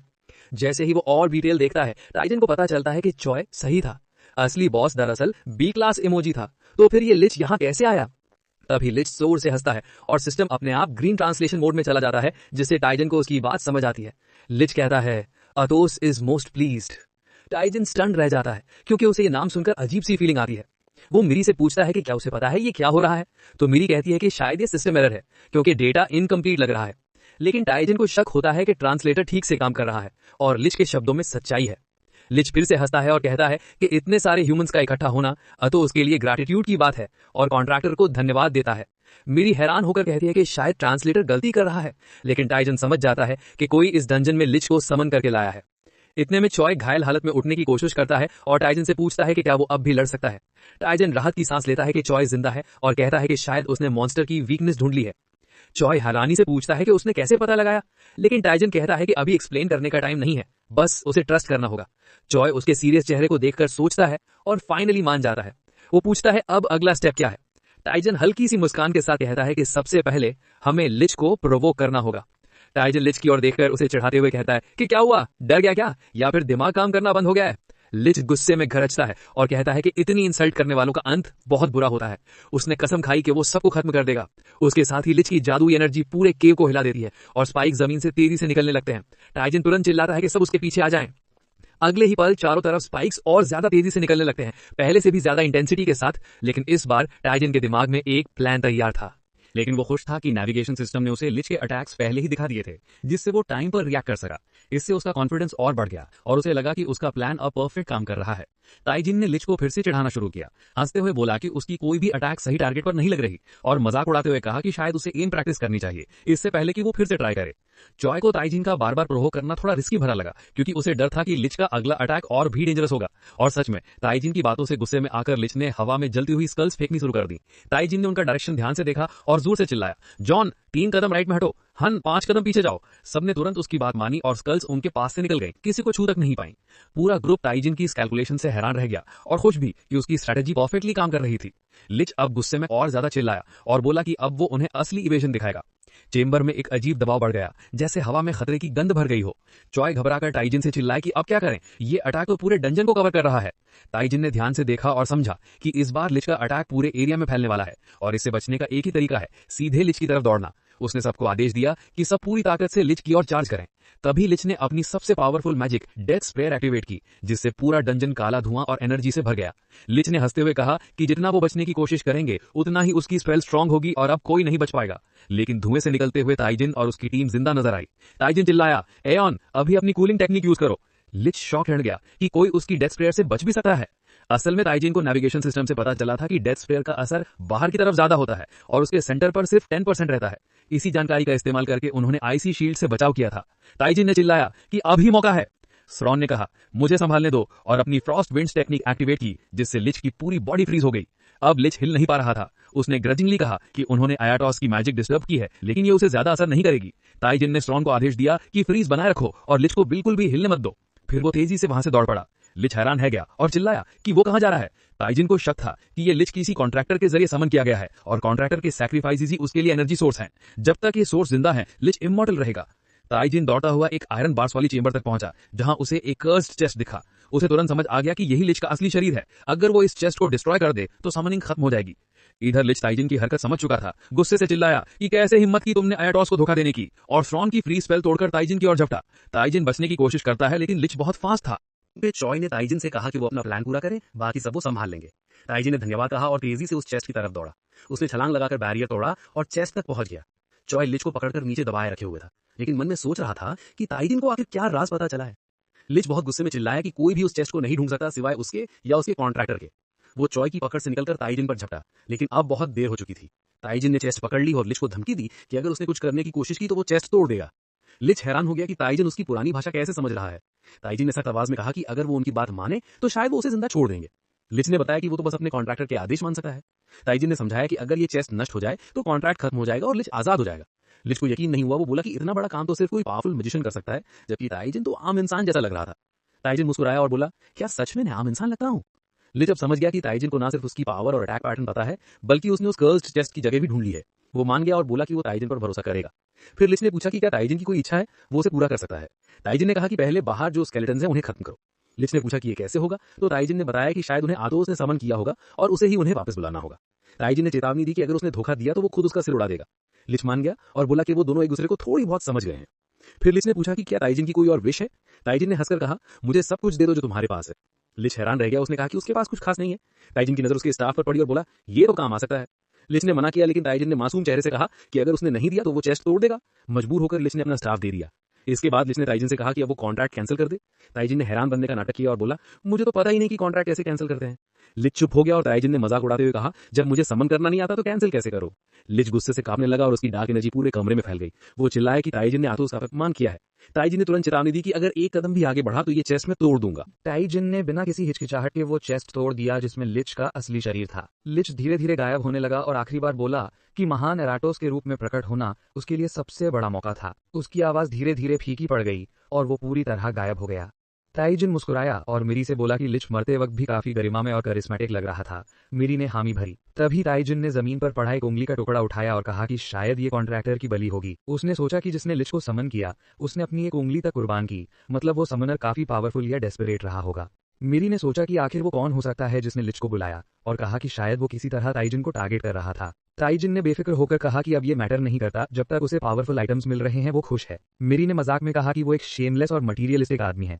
फिर उसने इशारा किया कि जमीन पर एक और आइटम पड़ा है। ताइजिन वहां गया, उसे उठाया और बोला कि उसे नहीं पता ये क्या है, लेकिन अगर ये लिच के सेटअप का हिस्सा है तो जरूर वैल्यूएबल होगा।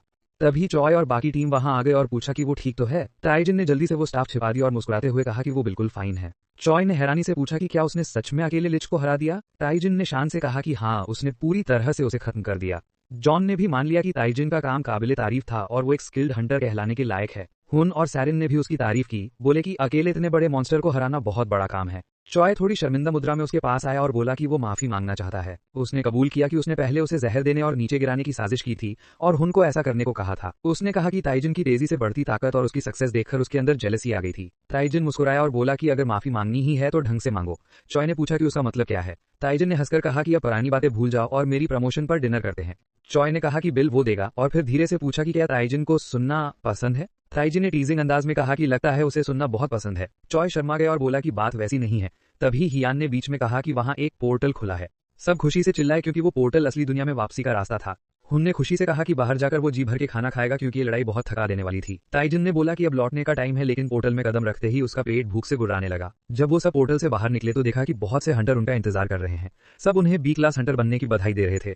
ताइजिन को देखकर मशहूर हंटर भी वहां मौजूद थे, जैसे कि सीओ यून हा स्काई गिल्ड से और मैट बोंग मिन हुआंग गिल्ड से। दोनों ही देश के टॉप हंटर थे। ताइजिन सोचने लगा कि इतने बड़े लोग यहाँ क्यों आए हैं। तभी मैट ने बोलना शुरू किया और कहा कि डंजन के सेटिंग्स के साथ छेड़छाड़ की गई थी। उसने बताया कि वहां कई अजीब चीजें हुई, जैसे कि इमोजी का ज़ॉम्बी में बदलना, लिच का अचानक आना और वहां इतनी ज्यादा मॉन्स्टर्स का होना जो वहां नहीं होने चाहिए थे। मैट ने कहा कि यह सब किसी पावरफुल एंटिटी का काम हो सकता है जो स्काई गिल्ड या हुआंग गिल्ड पर कंट्रोल करना चाहती है। फिर वो ताइजिन के पास आई और बोली कि उसे शक है कि इन सब के पीछे वही है। सीओ की बात सुनकर सियोन और जॉन दोनों हैरान रह गए। सियोन ने पूछा कि उसका मतलब क्या है, जबकि जॉन ने कहा कि ताइजिन तो उनके साथ मिलकर मॉन्स्टर से लड़ा था, तो वो कैसे कल्प्रिट हो सकता है। सियोन ने जवाब दिया कि उनके बयान से तो ऐसा लग रहा है कि ताइजिन ने सब कुछ अकेले ही किया और उन्होंने उसका बैटल लिच के खिलाफ लाइव फीड में देखा था। उन्होंने बताया कि ताइजिन ने कैसे हर मूव कैलकुलेट करके लिच के अटैक्स को डॉज किया और हिडन जगह खोजी, लेकिन वो ये नहीं देख पाए कि वहां छुपा क्या था। सियोन ने आगे कहा कि शक इसलिए भी बढ़ा क्योंकि एक डी क्लास हंटर के पास इतनी डिटेल्ड इन्फॉर्मेशन होना पॉसिबल नहीं था। धीरे धीरे सियोन और जॉन के दिमाग में भी डाउट आने लगा। सियोन आगे बढ़ी और ताइजिन से पूछा कि क्या उसे पहले से लिच के बारे में कोई जानकारी थी। ताइजिन थोड़ा परेशान हो गया क्योंकि सच में उसे पहले से कुछ पता नहीं था। तभी मैट ने उसे घूरते हुए कहा कि अगर उसने जल्दी जवाब नहीं दिया तो वो उसे फ्राइड पोटैटोज बना देगी। ताइजिन को मैट की बात सुनकर डर तो लगा, लेकिन उसने खुद को शांत किया और सोचने लगा कि अब इस सिचुएशन से बाहर कैसे निकले। उसे लिच की लड़ाई और कॉन्ट्रैक्टर की उंगली का सैक्रिफाइस याद आया। उसने कहा कि अगर सब थोड़ा ध्यान से उसकी बात सुने तो वो सब कुछ समझा सकता है। ताइजिन ने बताना शुरू किया कि बचपन में उसका सपना एक मेज बनने का था। ये सुनकर सियोन और मैट दोनों चौंक गए क्योंकि ये बात करंट सिचुएशन से जुड़ी नहीं लग रही थी। ताइजिन ने आगे कहा कि बचपन से ही उसे मैजिक और अनडेड स्किल्स में इंटरेस्ट था। उसे उनकी वीकनेसेस का काफी ज्ञान था और इसी वजह से उसने समझा कि लिच की कमजोरी किसी खास जगह छिपी हुई थी। सियोन ने हंसते हुए कहा कि ऐसी बातें कोई कैसे मान सकता है। ताइजिन ने शांत होकर कहा कि अगर वो नहीं मानती तो वो प्रूफ दिखा सकता है। सब हंटर हैरान रह गए जब ताइजिन ने कॉन्ट्रैक्टर की उंगली दिखाई और बताया कि उसे वो कर्स चेस्ट के अंदर मिली थी। उसने कहा कि इससे ये साबित होता है कि किसी ने लिच के साथ कॉन्ट्रैक्ट किया था। उसने जोड़ा कि चॉय की बात सही थी, असली डंजन बॉस तो बी क्लास इमोजी था और किसी ने लिच को बुलाकर पूरे टेस्ट को बिगाड़ने की कोशिश की। उसने बताया कि लिच अपने कॉन्ट्रैक्टर के आदेश के खिलाफ नहीं जा सकता था, तो जो हंटर उसके हमलों से लड़ रहे थे वो इसके पीछे नहीं हो सकते। सियोन ने उसकी बात पर सोचा और माना कि उसकी बातों में लॉजिक है। अगर ताइजिन ही मैनिपुलेशन कर रहा होता तो वो बाकी हंटर्स को बचाता क्यों। मैट अब भी गुस्से में था और पूछा कि फिर आखिर ये सब किसने किया। उसने शक जताया कि शायद कोई ब्लैक मैजिक गिल्ड से जुड़ा हुआ है। ताइजिन ने मुस्कुराते हुए कहा कि जवाब तो साफ है, कल्प्रिट यही हमारे बीच में है। उसने सबका ध्यान खींचते हुए कहा कि सब लोग हॉल में मौजूद हंटर्स के हाथ जांचें। अगर किसी का कोई निशान या उंगली मिसिंग है तो वही असली गुनहगार होगा। जैसे ही सबने जांच शुरू की, एक आदमी अचानक घबराने लगा और फिर वहां से भाग गया। सब समझ गए कि वही कल्प्रिट है और तुरंत उसके पीछे दौड़ पड़े। मिरी ने हैरान होकर ताइजिन से पूछा कि उसे कैसे पता चला कि गुनहगार उन्हीं में से है। ताइजिन ने कंधे उचकाते हुए कहा कि डिटेक्टिव स्टोरीज में हमेशा ऐसा ही होता है, कल्प्रिट भीड़ में से ही निकलता है। मिरी ने आंखें घुमाई और बोली कि उसकी लॉजिक हमेशा इतनी कमजोर क्यों होती है। मेट ने सीओ से कहा कि वो उसकी मदद करे ताकि वो उस आदमी को पकड़ सके। सीओ ने कहा कि वो उसे भागने नहीं देगी और अपनी पावर से उसके चारों तरफ दीवारें बना दी। वो वहीं फंस गया। मेट ने गुस्से में कहा कि उसने ट्रेनीज के पास जाने और उन्हें नुकसान पहुंचाने की हिम्मत कैसे की। उसने कसम खाई कि वो उसे माफ नहीं करेगा और अपनी ड्रैगन स्ट्राइक स्किल से हमला किया। लेकिन जैसे ही उसने वार किया वो हैरान रह गया क्योंकि वो आदमी जमीन पर गिर पड़ा और उसके मुंह से झाग निकलने लगा। सबको समझ आया कि उसने पकड़े जाने से बचने के लिए खुद ही अपनी जान ले ली। मेट ने तुरंत अपने हंटर्स को आदेश दिया कि उस आदमी का बॉडी अलायंस हेडक्वार्टर्स भेजा जाए ताकि उसके बैकग्राउंड, ओरिजिन और मकसद की जांच हो सके। सीओ ने जो कुछ हुआ उस पर गहराई से सोचा। उसे समझ नहीं आया कि आखिर कौन इतना नीचे गिर सकता है कि स्काई गिल्ड और हैंग गिल्ड को निशाना बनाने के लिए डार्क मैजिक का इस्तेमाल करे। उसने मन ही मन ठान लिया कि वो चाहे कोई भी हो, वो उसकी पहचान जरूर उजागर करेगी। वो ताइजिन के पास आई और उससे माफी मांगी कि उसने उस पर शक किया और सिचुएशन को गलत समझा। उसने वादा किया कि वो अपनी गलती की भरपाई जरूर करेगी, लेकिन इससे पहले कि वो कुछ और कह पाती, ताइजिन अचानक बेहोश होकर गिर पड़ा। उसकी सारी माना खत्म हो चुकी थी। सब घबरा गए और तुरंत उसे मेडिकल एड देकर एक सुरक्षित जगह ले गए। कुछ देर बाद ताइजिन की आंख खुली तो उसने खुद को एक कमरे में पाया। उसके पास चॉय और सुन्ना बैठे थे। सुन्ना के चेहरे पर खुशी झलक रही थी। उसने कहा कि जैसे ही उसे पता चला कि ताइजिन बेहोश हो गया है, वो तुरंत अस्पताल आ गई क्योंकि उसे उसकी चिंता थी। चॉय ने मुस्कुराते हुए कहा कि वो तो बस ये देखने आया है कि ताइजिन जिंदा है या मर गया। सुन्ना ने गंभीर होकर पूछा कि उसने खुद को इतना थका क्यों दिया कि पूरी तरह एग्जॉशन तक पहुंच गया। उसने बताया कि डॉक्टर्स को भी उसे ठीक करने में मुश्किल हुई और अब पूरा नेट पर उसकी चर्चा हो रही है। जिज्ञासु ताइजिन ने देखा कि सुन्ना ने अपना फोन निकाला और उसे ट्रेंडिंग न्यूज दिखाई। लोग उसकी तारीफों के पुल बांध रहे थे कि उसने अकेले ही लिच को हरा दिया। ताइजिन ने फोन देखा तो उसे अंदर से थोड़ा गर्व महसूस हुआ। चॉय ने मजाकी अंदाज में कहा कि लोग ऐसे बात कर रहे हैं जैसे ताइजिन ने सब कुछ अकेले किया हो, जबकि उसके बिना वो कुछ भी नहीं कर पाता। सुन्ना ने हंसते हुए कहा कि वीडियो में तो साफ दिख रहा है कि ताइजिन ने सब कुछ खुद संभाला था। ताइजिन मुस्कुराया और उन्हें देखकर अपने पुराने दोस्तों के साथ बिताए पलों को याद करने लगा। तभी अचानक हंटर सीओ कमरे में दाखिल हुई। सब हैरान रह गए। ताइजिन ने पूछा कि वो यहाँ क्यों आई है। सीओ ने आत्मविश्वास से कहा कि ये पूरा हॉस्पिटल उसका है और वो ही इसे मैनेज करती है। इसीलिए जैसे ही ताइजिन कोलैप्स हुआ, उसे सीधे उनके गिल्ड के हॉस्पिटल लाया गया। उसने कहा कि वो ताइजिन की बहुत आभारी है क्योंकि उसने उनके गिल्ड की प्यारी हंटर सारिन को बचाया। ताइजिन ने हंसते हुए पूछा कि गिल्ड की स्वीटहार्ट का क्या मतलब है। सीओ ने मजाके लहजे में कहा कि अगर वो सारिन का प्यारा चेहरा दोबारा नहीं देख पाती तो उसका दिल टूट जाता। फिर उसने मुस्कुराते हुए कहा कि ताइजिन उससे जो भी मांगना चाहे वो पूरी करेगी। ताइजिन ने कहा कि फिलहाल उसके दिमाग में कुछ नहीं है। सीओ हंसी और बोली कि कोई जल्दी नहीं है, वो आराम से सोच ले। उसने जाते जाते कहा कि वो हमेशा टॉप फ्लोर पर रहती है और जब ताइजिन रिकवर हो जाए तो उसे मिलने आ सकता है। सुन्ना ने गर्व से कहा कि ताइजिन अब सच में बहुत बदल गया है। उसे याद है जब वो एक कमजोर सा हंटर था जो मॉन्स्टर से लड़ना भी नहीं जानता था और आज वो सबका गर्व बन गया है। ताइजिन थोड़ा शर्मिंदा होकर बोला कि बस अब बंद करो। चॉय चुपचाप देख रहा था, थोड़ा जलन के साथ, क्योंकि सब ध्यान ताइजिन पर था। उत्साह से सुन्ना ने पूछा कि क्या ताइजिन ने सोचा है कि वो सीओ से क्या मांगेगा। ताइजिन ने मुस्कुराकर कहा कि अभी नहीं, लेकिन चूंकि सीओ यूना देश की सबसे टॉप मैजिकल हंटर और वाइस गिल्ड लीडर है तो शायद उससे कोई मैजिकल आइटम या मैजिक रिलेटेड चीज मांगना ज्यादा समझदारी होगी। वो सोचने लगा कि आखिर ऐसा क्या मांगे जिससे उसकी ताकत और भी बढ़ सके। सुन्ना ने ताइजिन को याद दिलाया कि उससे पहले अपनी रिकवरी पर ध्यान देना चाहिए और अपनी रिक्वेस्ट बाद में सोचना। उसने उसे एक जूस दिया और आराम करने को कहा। फिर चॉय का हाथ पकड़कर बोली कि उन्हें कुछ काम है और वो बाद में मिलने आएंगे। ताइजिन ने उन्हें अलविदा कहा और रास्ते में सेफ रहने की सलाह दी। उनके जाते ही मीरी वहां प्रकट हुई और बोली कि ताइजिन के पास सोचने के लिए बहुत कुछ है। उसने टीजिंग करते हुए कहा कि एक पावरफुल और खूबसूरत औरत जैसे सीओ का फेवर ऑफर करना तो अनबिलीवेबल है। ताइजिन थोड़ा इरिटेटेड होकर बोला कि बकवास बंद करो। फिर वो सोच में पड़ गया कि उसे सीओ से क्या मांगना चाहिए। पहले तो उसने सोचा कि पैसा मांग लेता हूं, लेकिन तुरंत ही उसने ये आइडिया रिजेक्ट कर दिया क्योंकि किसी एस क्लास हंटर से पैसे मांगना बेवकूफी लग रहा था। वो सोचने लगा कि उसे कोई ऐसी चीज मांगनी चाहिए जो सच में कीमती हो। तभी मीरी ने पूछा कि उसके पास जो आइटम्स पहले मिले थे उनका क्या किया। उसने बताया कि वो सारे ऑटोमेटिकली उसके ग्रीन स्टोर में सेव हो चुके हैं। ताइजिन ने क्यूरियोसिटी से पूछा कि ये ग्रीन स्टोर क्या है। मीरी मिस्चीवियसली हंसी और बोली कि उसे उम्मीद थी कि वो ये सवाल पूछेगा। उसने समझाया कि ग्रीन स्टोर एक बहुत बड़ा ट्रेडिंग प्लेटफॉर्म है जहां अलग अलग डायमेंशन और जगहों के करीब 100 मिलियन यूजर्स हैं। वहां लोग सेकंड हैंड गुड्स खरीदते और बेचते हैं, वो भी रीजनेबल प्राइसेस पर। और अगर वो अभी ज्वाइन करे तो उसे वीवीआईपी मेंबरशिप पर्क्स मिलेंगे, जैसे कंप्लीटली सिक्योर ट्रांसफर और जीरो फीस। ताइजिन ने सार्काज्म में पूछा कि क्या उन्हें इस एड के लिए पेमेंट मिल रही है, लेकिन फिर भी उसके दिमाग में ये बात घूमती रही कि दूसरे डायमेंशंस के लोग भी इस स्टोर को यूज करते हैं। मीरी के मुताबिक वो अर्थ का एकमात्र व्यक्ति है जिसके पास लेटेस्ट सिस्टम इंटरफेस है। इसका मतलब वो दूसरे डायमेंशन से आर्टिफैक्ट्स खरीद सकता है और अर्थ के प्रोडक्ट्स वहां बेच सकता है। इससे उसे इंटर डायमेंशनल मार्केट पर मोनोपोली मिल जाएगी। ताइजिन को लगा कि आखिरकार उसकी किस्मत जाग गई है। अब वेल्थ खुद चलकर उसके पास आने वाली है। एक्साइटेड होकर उसने कहा कि वो अभी रजिस्टर करेगा और सर्वर से सारे वैल्यूएबल आइटम्स कलेक्ट करेगा। उसने कॉल ऑप्शन दबाया और सर्वर लोड होने लगा। ताइजिन की एक्साइटमेंट बढ़ती गई और आखिरकार कनेक्शन हो गया। अचानक वो एक अजीब जगह पहुंच गया जहां हर तरफ अलग अलग मर्चेंट्स अपनी चीजें बेच रहे थे। डिसअपॉइंटेड होकर बोला कि ये जगह तो फ्री मोबाइल गेम्स जैसी लगती है। मीरी ने कहा कि जो तुम जानते हो वही बेहतर है बजाय अंधेरे में भटकने के। उसने सुझाव दिया कि अब जब वो यहाँ आ ही गए हैं तो थोड़ा एक्सप्लोर कर लें। टाइजिन और मीरी एक मर्चेंट के पास गए और प्राइस पूछी। मर्चेंट ने खुशी से एक शील्ड दिखाया और बोला कि देख सकते हो। सिस्टम विंडो खुला जिसमें दिखा कि वो शील्ड बी ग्रेड का है, ड्रैगन स्केल से बना है और ड्रैगन एसेंस से इन्फ्यूज है, जिसकी डिफेंस बहुत हाई है। उसकी कीमत थी 18,000 ग्रीन कॉइन्स। टाइजिन हैरान रह गया और मीरी से पूछा कि इसकी वैल्यू कितनी होती है। मीरी ने एडमिट किया कि वो करेंसी सिस्टम बताना भूल गई थी। उसने समझाया कि 18,000 कॉइन्स लगभग 240,000 मैजिक स्टोन्स के बराबर हैं, जो 1 बिलियन से भी ज्यादा होते हैं। उसने बताया कि ये शॉप में एवरेज प्राइस रेंज है। टाइजिन डिसअपॉइंटेड होकर बोला कि यहाँ की प्राइसेस तो उसकी परचेजिंग पावर से बहुत ऊपर है।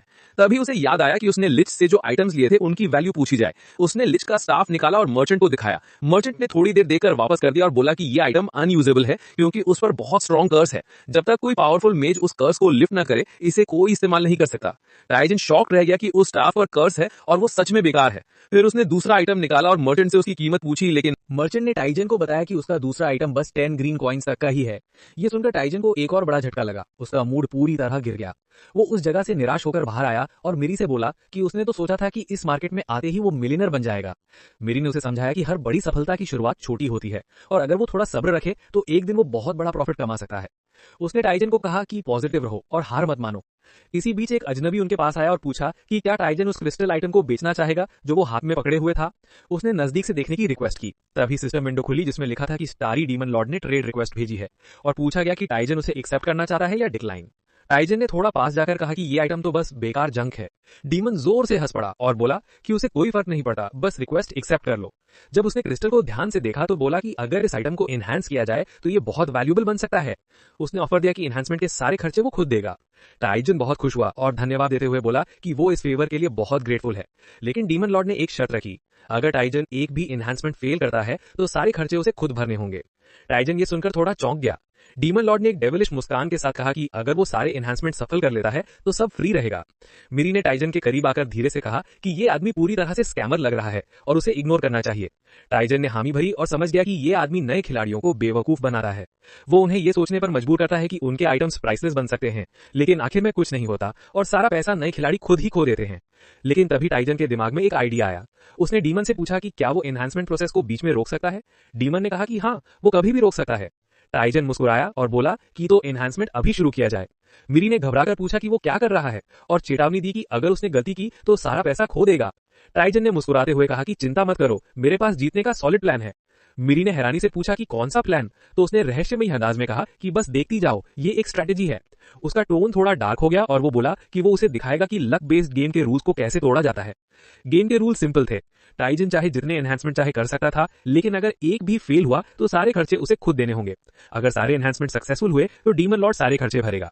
जितनी ज्यादा सक्सेस रेट उतना बड़ा रिस्क। डीमन मुस्कुराया और बोला कि टाइजन के पास अभी 100 ग्रीन कॉइन्स हैं और एनहांसमेंट के लिए सारी रिसोर्सेज तैयार हैं। उसने पूछा कि क्या टाइजन किसी स्पेशल जगह से शुरू करना चाहेगा। टाइजन ने बोला कि नहीं, पहले ट्राई के लिए कोई भी जगह ठीक है। प्रोसेस शुरू हुआ और क्रिस्टल चमक उठा। पहला एनहांसमेंट सक्सेसफुल हुआ। वो अब ई ग्रेड क्रिस्टल बन चुका था, जिससे यूजर को एक एक्स्ट्रा स्ट्रेंथ पॉइंट मिला। डीमन ने कहा कि टाइजन वाकई लकी है क्योंकि पहले एनहांसमेंट की सक्सेस रेट 80% होती है। उसने पूछा कि क्या वो यहीं रोकना चाहेगा या आगे बढ़ेगा। टाइजन हल्के से हंसा और डार्क टोन में बोला कि वो लगातार 9 एनहांसमेंट एक साथ करेगा। उसने डीमन को चुनौती दी कि अगर डरता है तो पीछे हट जाए। डीमन थोड़ा नर्वस हुआ, लेकिन बोला कि क्या वो सच में 9 एनहांसमेंट लगातार करना चाहता है। टाइजन ने प्रोवोकेटिवली पूछा कि क्या वो डर गया है। डीमन के मन में आया कि टाइजन बहुत बड़ा मूर्ख है जिसे पता ही नहीं कि 9 बार लगातार सक्सेस पाने की चांस कितनी कम है। डीमन के चेहरे पर हल्की सी मुस्कान आई और उसने टाइजन को चेतावनी दी कि ज्यादा डींगे न मारे वरना हारने के बाद बुरा लगेगा। फिर उसने चैलेंज एक्सेप्ट कर लिया। टाइजन ने तुरंत एनहांसमेंट प्रोसेस शुरू किया। मेरी शॉक्ड होकर बोली कि वो आखिर कर क्या रहा है, जबकि डीमन काले अंदाज में हंसते हुए बोला कि टाइजन अब जाल में फंस गया है और सारे एनहांसमेंट का खर्च अब उसी पर पड़ेगा। लेकिन इससे पहले कि डीमन अपनी बात पूरी करता, टाइजन मुस्कुराते हुए बोला कि वह सफल हो गया है। क्रिस्टल एक ए ग्रेड में बदल गया, जिससे उसके होल्डर की सभी स्टैट्स 10% बढ़ गईं। डीमन की आंखें फटी रह गईं। वो पैनिक करने लगा, समझ नहीं पा रहा था कि टाइजन ने कैसे 9 बार लगातार एनहांसमेंट किया बिना एक भी फेल हुए। वो सोचने लगा कि कहीं टाइजन कोई गेम मास्टर तो नहीं। उसके मन में आया कि उसे इस आदमी को रोकना होगा। उसने टाइजन के पास जाकर मुस्कुराते हुए कहा कि वो बस एक एनहांसमेंट दूर है मैक्सिमम लेवल से, इसलिए अब पीछे मत हटो। टाइजन ने थोड़ी देर सोचकर कहा कि उसकी unique extra ordinary growth skill की वजह से अब तक उसका 100% सक्सेस रेट रहा है, लेकिन अंतिम एनहेंसमेंट का चांस सिर्फ 10% है। अगर वो फेल हुआ तो उसे एनहेंसमेंट के सारे खर्चे चुकाने होंगे, शायद अपने कपड़े तक बेचने पड़े। वो अपनी करंट स्टैट्स और अपग्रेड से खुश था, लेकिन उसके अंदर की क्यूरियोसिटी उसे चैन नहीं लेने दे रही थी। उसे जानने की इच्छा थी कि अगर वो आखिरी एनहेंसमेंट कर ले तो कितनी जबरदस्त पावर मिलेगी। आखिरकार उसने कहा कि वो एग्री करता है, लेकिन एक शर्त पर। डीमन ने रुचि लेकर पूछा कि शर्त क्या है। टाइजन बोला कि वो एनहेंसमेंट डीमन द्वारा बताई गई सबसे परफेक्ट जगह करना चाहता है। वो जगह थी एक ऊंची चट्टान जो समुद्र की ओर देखती थी, जहां गैम्बलर अपनी किस्मत आजमाने आते थे। वहां पहुंचकर टाइजन ने गहरी सांस ली और बोला कि उसे यहाँ की हवा में उन सभी लोगों की हार और तकलीफ महसूस हो रही है जिन्होंने अपनी चीजें यहाँ खो दी थी। मिरी ने पूछा कि क्या यहाँ एनहेंसमेंट करने से सक्सेस चांस बढ़ जाता है। टाइजन ने मुस्कुराकर कहा कि ऐसा कुछ नहीं होता। मिरी ने चिढ़कर पूछा, तो फिर हम यहाँ आए ही क्यों। टाइजन ने शांत स्वर में कहा कि लक की भी एक फ्लो होती है। अगर 10% या 1% चांस भी हो तो सक्सेस पॉसिबल है। असली चैलेंज ये है कि वो परफेक्ट मोमेंट पकड़ लिया जाए जब लक हमारे साइड में हो। अगर टाइमिंग सही मिल जाए तो कोई भी अनफेवरेबल ऑड्स को तोड़ा जा सकता है। मेरी ने माना कि उसकी बात थोड़ी कन्विंसिंग लग रही है, लेकिन फिर भी पूछा कि असल में वो यहाँ करने क्या आया है। टाइजन ने शांत होकर कहा, क्या तुम नहीं सुन सकती? यहाँ के सारे टूटे हुए आइटम्स की चीखें मुझे बता रही हैं कि एनहांसमेंट कब शुरू करना है और कब रुकना है। फिर उसने मुस्कुराते हुए कहा कि उसे महसूस हो रहा है कि अभी लक पूरी तरह उसके साथ है। उसने उत्साहित होकर एनहांसमेंट ऑप्शन दबाया और कहा कि ये उसकी अंतिम निर्णायक कोशिश होगी। सभी लोग सांस रोके देख रहे थे। डीमन मन ही मन सोच रहा था कि टाइजन पूरी तरह बेवकूफ है, क्योंकि 10 लगातार एनहांसमेंट सफल होने की संभावना लगभग शून्य थी। सन्नाटा छा गया, हर कोई टेंस था। फिर टाइजन की आवाज गूंजी, सक्सेस। सिस्टम नोटिफिकेशन आई कि क्रिस्टल अब एक रेयर जेम बन गया है जो सारे स्टैट्स को 10 गुना बढ़ाता है। भीड़ दंग रह गई। सब टाइजन की अचीवमेंट की तारीफ कर रहे थे। किसी ने भी ऐसा आइटम पहले कभी नहीं देखा था। लेकिन डीमन गुस्से से फट पड़ा। वो चिल्लाने लगा कि टाइजन ने चीटिंग की है और ये रिजल्ट इम्पॉसिबल है बिना किसी इलीगल प्रोग्राम के। टाइजन ने एक सार्केस्टिक मुस्कान के साथ कहा कि चीटर कौन है ये तो सबको पता चल ही गया। डीमन असल में नए खिलाड़ियों को फंसाने के लिए खुद को किसी एंजल की तरह दिखा रहा था, ताकि वो लोगों को अपनी दुकान में खींच सके। लेकिन अब जब टाइजन ने उसे मात दे दी तो डीमन गुस्से से पागल हो गया। उसने टाइजन पर चीटिंग का आरोप लगाया और धमकी दी कि वो उसे मार्केट से बैन कर देगा और रिपोर्ट करेगा। लेकिन जैसे ही उसने रिपोर्ट भेजने की कोशिश की, उसके सामने नोटिफिकेशन आया, user has blocked you. Tizen ने एक मुस्कुराहट के साथ बाजार से बाहर निकलते हुए कहा, गुड बाय फूल। डीमन गुस्से में चिल्लाता रहा कि उसका पैसा वापस दो, लेकिन तब तक टाइजन अपनी दुनिया में लौट चुका था। वो अपने हॉस्पिटल बेड पर लेटा था, चेहरे पर संतुष्टि भरी मुस्कान थी। उसने कहा कि वो कितना लकी है जो उसे इतना पावरफुल एनहांस्ड आइटम बिना एक भी कॉइन खर्च किए मिल गया। मिरी ने कहा कि उसने बहुत बड़ा रिस्क लिया था और पूछा कि अगर वो हार जाता तो कर्ज कैसे चुकाता। टाइजन ने हंसते हुए जवाब दिया कि अगर वो हार भी जाता तो बस भाग जाता, क्योंकि कोई उसे पकड़ नहीं पाता। उसकी हंसी थोड़ी डेविलिश थी, जैसे उसे यकीन हो कि वो इस गेम का असली मास्टर है। उसने अपने स्टोरेज से लिच का स्टाफ निकाला और बोला कि मार्केट से उसे बहुत वैल्यूएबल जानकारी भी मिली है। शायद अब वो जान पाएगा कि इस कर्स स्टाफ का इस्तेमाल कैसे किया जा सकता है। उधर स्काई गिल्ड हॉस्पिटल में वाइस प्रेसिडेंट सेओ के ऑफिस में एक हल्की दस्तक हुई। सेओ ने अंदर आने को कहा और टाइजन अंदर आया, विनम्रता से ग्रीटिंग करते हुए। सेओ ने पूछा कि उधर स्काई गिल्ड हॉस्पिटल में वाइस प्रेसिडेंट सेओ के ऑफिस में एक हल्की दस्तक हुई। सेओ ने अंदर आने को कहा और टाइजन अंदर आया, विनम्रता से ग्रीटिंग करते हुए। सेओ ने पूछा कि अब वो कैसा महसूस कर रहा है। टाइजन ने कहा कि वो पूरी तरह रिकवर्ड नहीं है, लेकिन अब चलने फिरने लायक है। सेओ ने मुस्कुराते हुए कहा कि उसका यहाँ आना इस बात का संकेत है कि उसने अपनी रिक्वेस्ट पर फैसला कर लिया है। सेओ मन ही मन सोच रही थी कि टाइजन हाल ही के इवैल्यूएशन में अनडिस्प्यूटेड टॉप रैंक हंटर था और अगर उसकी इंट्यूशन सही है तो वो आगे जाकर कोरिया का नंबर 1 हंटर बन सकता है। टाइजन ने सेओ की ओर देखा और कहा कि उसे उसकी एबिलिटी की जरूरत है। जब दोनों गिल्ड बिल्डिंग के अंदर वॉक कर रहे थे, सेओ ने पूछा कि वो उसकी पावर का इस्तेमाल किस लिए करना चाहता है और क्या वो हमेशा अपने सीनियर से ऐसे ही बात करता है। टाइजन ने मुस्कुराकर पूछा कि क्या उसने कुछ गलत कहा। सेओ ने जवाब दिया कि चिंता मत करो, शायद गलती उसकी ही थी। फिर वो थोड़ी ऑकवर्ड हंसी, जबकि टाइजन सोचने लगा कि उसने ऐसा क्या कह दिया जिससे मिसअंडरस्टैंडिंग हो गई। वो दोनों एलिवेटर से नीचे तीसरे बेसमेंट लेवल तक गए, जहां एक स्पेशल रूम तैयार था। सेओ ने पूछा कि क्या उसकी रिक्वेस्ट सिर्फ कर्स हटाने की है, क्योंकि ये तो बहुत आसान काम है। उसने टाइजन से वो आइटम मांगा। टाइजन ने स्टाफ उसे दिया और बताया कि ये वही आइटम है जो उसने बी रैंक इवैल्यूएशन टेस्ट के दौरान दिखाया था। सेओ ने कंफर्म किया कि हाँ, ये वही है। फिर उसने अपनी मैजिकल एबिलिटी एक्टिवेट की और बोली कि वो इस पर लगे कर्स की टाइप को एनालाइज करेगी और उसे रिमूव करेगी। उसने कहा कि ये ज्यादा देर नहीं लगेगा। सेओ की मैजिकल एनर्जी पूरे कमरे में फैल गई। टाइजन और मेरी दोनों उसकी स्किल देखकर दंग रह गए, क्योंकि उन्होंने पहली बार स्पेल रिमूवल टेक्निक को अपनी आंखों से देखा था। ये स्किल किसी स्पेल की स्ट्रक्चर और फॉर्मूला को एनालाइज करके उसे नलिफाई कर देती है। कर्स भले ही कितना कॉम्प्लेक्स क्यों ना हो, इस स्किल के सामने उसका असर खत्म हो जाता है। टाइजन ने अपना S grade enhance crystal activate किया, जो सेओ की एक एबिलिटी से जुड़ा हुआ था। ये क्रिस्टल किसी स्किल को स्कैन करके उसे कॉपी करने की क्षमता रखता था, ताकि यूजर बाद में उसे खुद यूज कर सके।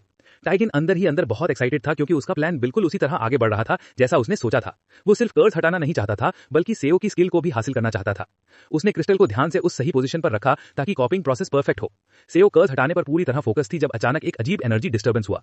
स्टाफ के अंदर से एक भयानक मॉन्स्टर बाहर निकला और सीधे सेओ पर हमला कर दिया। टाइजन शॉक रह गया जब उसने देखा कि उस क्रीचर ने सेओ को घायल कर दिया। वो तुरंत उसकी ओर भागा, कंसर्न स्वर में पूछा, सेओ तू ठीक हो? ये क्रीचर आखिर आया कहां से? ताइजिन ने पूरे जोर से किक मारी ताकि वो स्किल को कॉपी कर सके, लेकिन उसे शॉक लगा जब उसने देखा कि उसके फिजिकल अटैक का उस क्रिएचर पर कोई असर नहीं हुआ। फिर उसने फ्लेमिंग ऑर्ब की 20% पावर यूज की और उसे उस क्रिएचर पर फेंका, जिससे वो थोड़ा पीछे हट गया। ताइजिन ने जल्दी से सीओ से पूछा कि वो ठीक है या चोट ज्यादा लगी है। सीओ ने कहा कि वो ठीक है, बस थोड़ी सी चोट आई है। उसने माना कि उसने गलती की क्योंकि उसने अपने डिफेंस कम कर दिया था और उसे ऐसी सिचुएशन की उम्मीद नहीं थी। ताइजिन ने पूछा कि ये क्रिएचर आखिर है क्या और ये अचानक कहां से आ गया। सीओ ने कहा कि ये कोई मॉन्स्टर नहीं है। ताइजिन थोड़ा कंफ्यूज हुआ और पूछा कैसे। सीओ ने समझाया कि ये असल में कर्स ही है जो क्रिएचर के रूप में सामने आया है। ताइजिन ने पूछा क्या ये स्टाफ में छिपा हुआ कर्स्ड स्पिरिट था। सीओ ने हाँ कहा और बताया कि ये कर्स बहुत गहरा है और इसे स्टाफ को नुकसान पहुंचाए बिना हटाने के लिए बैनिशमेंट स्पेल चाहिए। लेकिन समस्या ये थी कि जब कर्स्ड स्पिरिट ने उस पर हमला किया तो उसने सीओ की एनर्जी कमजोर कर दी, जिससे वो अभी स्पेल नहीं कर सकती थी। उसने कहा कि अब सिर्फ एक तरीका बचा है, स्पिरिट को खुद ही बाहर आने पर मजबूर करना। उसने माफी मांगी कि वो अभी ताइजिन की रिक्वेस्ट पूरी नहीं कर पाएगी, लेकिन अगली बार जरूर करेगी। ताइजिन थोड़ा परेशान हुआ क्योंकि उसे ना कर्स हटाना मिला और ना ही स्किल कॉपी करना। उसने जल्दी से कोई आइडिया सोचने की कोशिश की। फिर सीओ से पूछा क्या उसके पास एनर्जी चैनल करने की एबिलिटी है। सीओ ने हाँ कहा और पूछा क्यों। ताइजिन ने कहा कि वो उसे बानिशमेंट स्पेल थोड़ी देर के लिए दे दे ताकि वो खुद हैंडल कर सके। सीओ ने मना किया और कहा कि ये हाई लेवल कर्स है जिसे इतने आसानी से कंट्रोल नहीं किया जा सकता, इसके लिए बहुत कॉम्प्लेक्स कैलकुलेशंस चाहिए। लेकिन ताइजिन ने कहा कि उसे पता है, लेकिन वो चाहता है कि सीओ उस पर थोड़ा भरोसा करे। सीओ ने उसकी डिटर्मिनेशन देखकर साई ली और कहा कि ठीक है। उसने उसे समझाना शुरू किया कि स्पेल को यूज करने के लिए उसे हाई लेवल कैलकुलेशन पर ध्यान देना होगा। फिर उसने एनर्जी चैनल की और स्पेल ताइजिन के अंदर ट्रांसफर कर दी। ताइजिन को नोटिफिकेशन मिला कि उसे एस ग्रिड एनर्जी इन्फ्यूजन से एनहांसमेंट मिला है और अब वो बैनिशमेंट स्पेल यूज कर सकता है। वो बहुत एक्साइटेड हुआ और जल्दी से कॉपीइंग क्रिस्टल की पोजीशन चेक की। फिर सीओ के निर्देशों के साथ स्पेल शुरू किया। कुछ देर बाद सिस्टम ने कंफर्म किया कि स्पेल कॉपी हो चुका है और क्रिस्टल ने उसे स्टोर कर लिया है। फिर नोटिफिकेशन आया कि वो बैनिशमेंट स्पेल को कैलकुलेटर टूल से कंबाइन कर सकता है, जिससे कैलकुलेशंस अपने आप हो जाएंगी। सीओ ने पूछा कि क्या अब वो स्पेल की स्ट्रक्चर फॉर्मूलाज देख सकता है और उसे समझाने लगी, लेकिन ताइजिन ने कहा कि उसे पहले से समझ में आ गया है। सीओ थोड़ी हैरान हुई और बोली कि इंट्यूशन से इतना समझ पाना आसान नहीं है। सेव ने कहा कि सिर्फ इंट्यूशन से काम नहीं चलेगा क्योंकि ये बहुत कॉम्प्लेक्स मामला है। लेकिन ताइजिन ने मुस्कुराते हुए कहा कि कोई चिंता की बात नहीं है। उसने अपने हाथ पर मैजिक फॉर्मूला बनाए और सीधा कर्स्ड स्पिरिट पर अटैक कर दिया। ताइजिन ने कहा कि उसे फर्क नहीं पड़ता ये कर्स्ड स्पिरिट है या कोई और चीज, वो इस आइटम को किसी भी कीमत पर बेचेगा। उसका अटैक कर्स पर लगा और वो धीरे धीरे खत्म होने लगा। सेव हैरान रह गई, उसे यकीन नहीं हो रहा था कि कर्स सच में मिट रहा है। वो ताइजिन की एबिलिटी देखकर दंग रह गई कि उसने वो मैजिक समझ लिया जिसे सीखने में नॉर्मल मेज को कम से कम 5 साल लगते हैं। वो सोच में पड़ गई कि कैसे ताइजिन ने इतनी जल्दी स्पेल की कैलकुलेशन और स्ट्रक्चर समझ लिया। उसने मन ही मन ताइजिन की तारीफ की और माना कि वो वाकई बहुत टैलेंटेड है। कुछ देर बाद सिस्टम नोटिफिकेशन आया जिसमें लिखा था कि ताइजिन ने सफलतापूर्वक कर्स को पूरी तरह हटा दिया है। अब स्टाफ पूरी तरह से मुक्त है। ताइजिन ने सेओ की तरफ देखा और मुस्कुराकर कहा कि वो उसकी एबिलिटी की बहुत रिस्पेक्ट करता है। सेओ थोड़ी शर्मा गई क्योंकि उसने उम्मीद नहीं की थी कि ताइजिन उससे ऐसी बात कहेगा। ताइजिन ने कहा कि अब उसे समझ आ गया है कि एस रैंक हंटर्स आम हंटर से इतने अलग क्यों होते हैं। सेओ ने मन ही मन सोचा कि ताइजिन ने उसकी उम्मीदों से कहीं ज्यादा अच्छा परफॉर्म किया, लेकिन वो थोड़ा चिंतित भी हुई कि अगर वो स्काई गिल्ड ज्वाइन करेगा तो उस पर प्रेशर बढ़ जाएगा। इसलिए उसने हल्के रिग्रेट के साथ कहा कि उसे हैंग गिल्ड में जाना चाहिए क्योंकि उसके लीडर मैटी ने उसके लिए स्पेशल ऑफर दिया है जो उसके फ्यूचर के लिए फायदेमंद रहेगा। उधर हैंग गिल्ड में मैटी ट्रेनिंग कर रहा था। उसने ताइजिन को देखकर हंसते हुए कहा कि अगर वो ड्रैगन फिस्ट स्किल सीखने आया है तो उसने सही फैसला किया है क्योंकि ये स्किल मार्शल आर्ट्स की असली ताकत है। उसने ताइजिन से कहा कि ध्यान से देखना क्योंकि ये मौका बहुत रेयर है। फिर मैटी ने स्टैंस लिया और ड्रैगन फिस्ट स्किल को इतनी शानदार तरीके से दिखाया कि ताइजिन की आंखें खुली की खुली रह गईं। मैटी ने पूछा कि उसे कैसा लगा।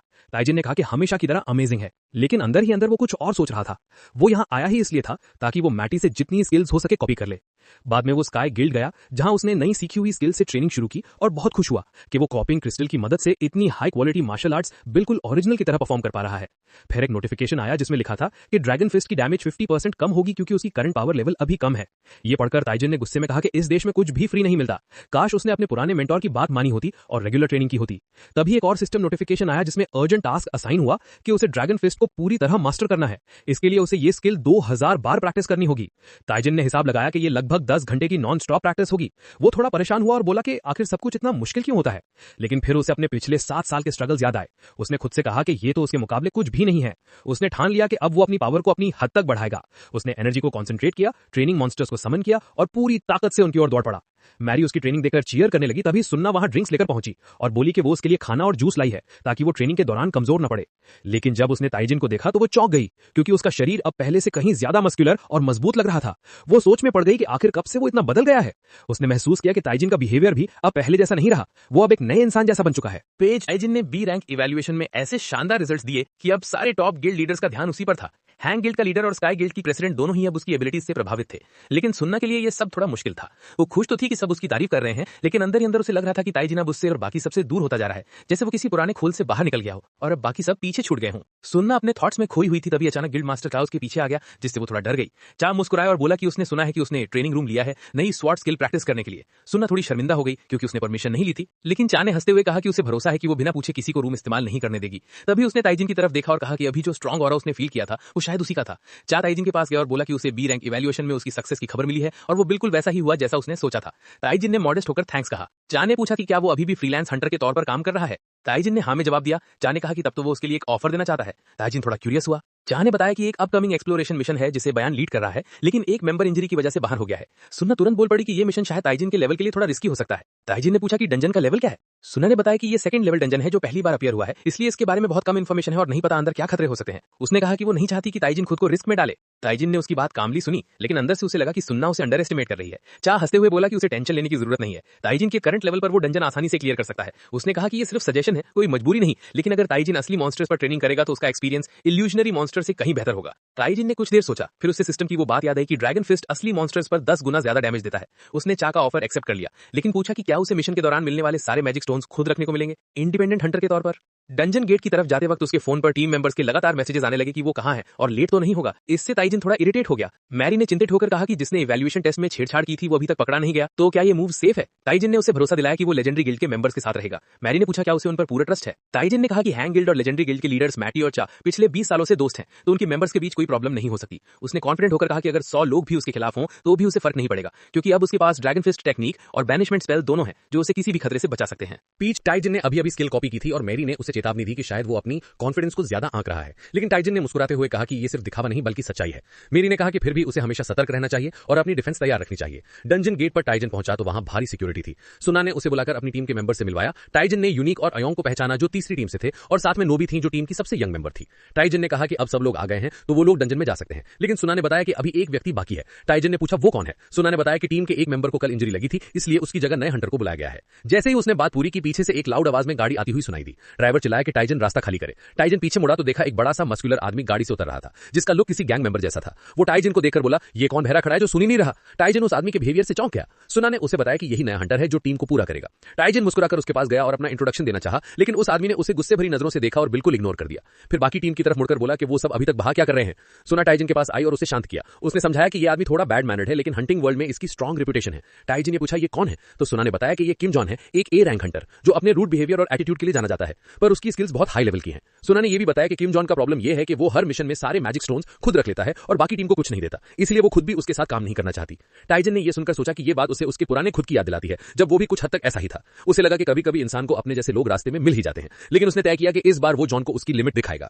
डंजन में दाखिल होते ही उन पर मॉन्स्टर ने हमला कर दिया। सुना ने सबको शांत रहने और फॉर्मेशन बनाए रखने को कहा ताकि सब सेफ रहें और स्टेडी पेस से आगे बढ़ें, लेकिन जॉन ने उसकी बात अनसुनी कर दी। वो आगे बढ़ा और अकेले ही मॉन्स्टर्स पर हमला कर दिया। उसने कहा कि उसके पास इन छोटे क्रीचर्स पर टाइम वेस्ट करने का वक्त नहीं है। उसने उन्हें जल्दी खत्म कर दिया और बोला कि उसकी ताकत अब भी वैसी ही है। सुना ने उसे डांटते हुए कहा कि वो अकेले काम करके टीम को रिस्क में डाल रहा है, उन्हें टीम के तौर पर डंजन क्लियर करना है। जॉन ने बदतमीजी से जवाब दिया कि सुना जैसी ओवर कॉशियस लीडर्स ही टीम की परफॉर्मेंस खराब करती हैं और ऐसे लीडर्स की वजह से ही बाकी लोग कमजोर रहते हैं। वो उसके पास आकर बोला कि फेम और फॉर्चून सिर्फ टैलेंटेड हंटर्स को मिलते हैं, और चलते हुए बोला कि उसे यकीन नहीं होता कि ऐसे लोग टीम लीड करते हैं। दुनिया सच में बर्बादी की तरफ जा रही है। टाइजिन को जॉन का एटीट्यूड बहुत बुरा लगा और उसने मन ही मन तय किया कि जैसे ही मौका मिलेगा वो उसे उसकी औकात दिखाएगा। टीम धीरे धीरे डंजन के अंदर एक विशाल किले तक पहुंची, जहां ड्यूक डाज ने उनका स्वागत किया। उसने खुद को master of the cursed land बताया। सुना ने शालीनता से उसका धन्यवाद किया और पूछा कि उसने उन्हें बुलाने का कारण क्या है, लेकिन जॉन बीच में बोल पड़ा कि वो सीधे मुद्दे पर आए। ड्यूक डाज ने कहा कि उसने उन्हें रोकने का इरादा नहीं रखा था। ड्यूक दयास ज्यादा देर बातों में नहीं रुका। उसने उस भूमि का इतिहास बताना शुरू किया। उसने बताया कि यह जमीन कई सालों से सील की गई थी ताकि एक भयानक श्रापित शक्ति को रोका जा सके, जिसकी वजह से यह जगह इंसानों के रहने लायक नहीं रही थी। ड्यूक ने आगे कहा कि उसके पूर्वजों ने एक ऐसा आर्टिफैक्ट खोजा था जिससे वो उस कर्स्ड एनर्जी को दबा सके और जमीन को फिर से शुद्ध कर सके, लेकिन किसी ने वो आर्टिफैक्ट चुरा लिया था। ताइजिन ने पुष्टि की कि सच में वो आर्टिफैक्ट चोरी हुआ है। ड्यूक दयास ने सिर हिलाते हुए कहा कि अब उस भूमि को फिर से ठीक करने का एक ही तरीका है, उस आर्टिफैक्ट को वापस लाना, तभी ये जगह फिर से रहने लायक बनेगी। उसने बताया कि चोरों ने आर्टिफैक्ट को टुकड़ों में तोड़ दिया और अलग अलग जगहों पर छिपा दिया। अब उन्हें उन टुकड़ों को ढूंढना होगा।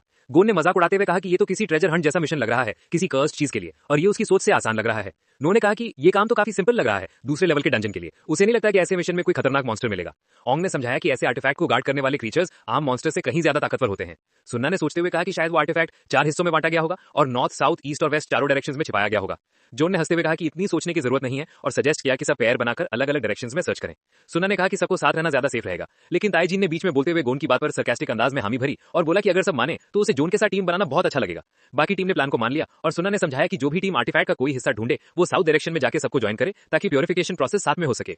ताईजीन ने मुस्कुराते हुए जोन से कहा कि उसे उसके साथ काम करके बहुत खुशी होगी और उम्मीद है कि वो दोनों मिलकर आर्टिफैक्ट जल्दी ढूंढ लेंगे। जोन ने चिढ़ते हुए कहा कि वो पूरे मिशन में उससे बात न करे। ताईजी ने टीज करते हुए कहा कि वो गोन की बातों से बहुत इंस्पायर्ड हुआ है जो उसने सुन्ना से कही थी कि केवल टैलेंटेड हंटर्स ही फेम और फॉर्चून हासिल करते हैं और वो भी जोन जैसा ग्रेट हंटर बनने की कोशिश करेगा। जोन ताईजीन की बातों से खुश हुआ और बोला कि उसे उसका एटीट्यूड पसंद आया। फिर उसने ताईजीन का नाम दोबारा पूछा। इस तरह दोनों के बीच बातचीत थोड़ी फ्रेंडली हो गई। जोन ने कहा कि अगर ताईजीन उसके साथ रहा तो वो उसे बहुत कुछ सिखाएगा।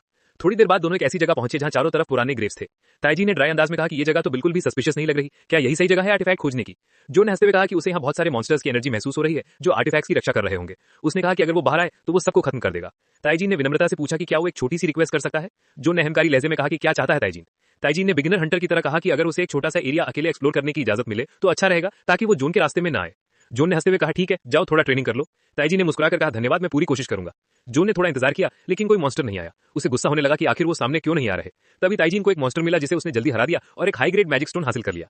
जोन पहले तो हंसा लेकिन तुरंत इरिटेशन महसूस करने लगा। उसे लगा कि अब तक उसने कुछ भी हासिल नहीं किया। उसने सोचा कि आखिर मॉन्स्टर्स उसके पास क्यों नहीं आ रहे। तभी ताईजीन ने फिर चिल्लाकर कहा कि उसे 3 और मॉन्स्टर्स मिले और उसने उन्हें भी खत्म कर दिया और जोन को भरोसा दिलाया कि सब कुछ अंडर कंट्रोल है। अब जोन को और गुस्सा आने लगा। उसे शक हुआ कि आखिर मॉन्स्टर्स सिर्फ ताईजीन के पास ही क्यों प्रकट हो रहे हैं। क्या ताईजीन पहले से उनकी लोकेशन जानता है? असल में ताईजीन अपने ग्रीन नेविगेशन सिस्टम का इस्तेमाल कर रहा था जिससे उसे मॉन्स्टर्स की पोजीशन पहले से पता चल जाती थी, लेकिन जोन ने यह मानने से इनकार कर दिया। उसे लगा कि ताईजीन जैसा बिगनर इतना एक्सपीरियंस नहीं हो सकता कि वो मॉन्स्टर्स की जगह पहले से जान ले। जॉन ने गहरी सांस ली और फैसला किया कि अब वो अपने wide range monster attraction skill का इस्तेमाल करेगा। उसने जोर से चिल्लाकर आसपास छिपे सारे मॉन्स्टर्स को बाहर आने का आदेश दिया। ताईजीन हैरान रह गया क्योंकि वो इस वाइड अट्रैक्शन स्किल को देखने के लिए काफी उत्सुक था जब से वो इस डंजन में आया था। सुन्ना ने समझाया कि जॉन एक फाइटर है और उसके पास कोई खास यूनिक स्किल्स नहीं है सिवाय इस बड़े पैमाने पर काम करने वाली अट्रैक्शन एबिलिटी के।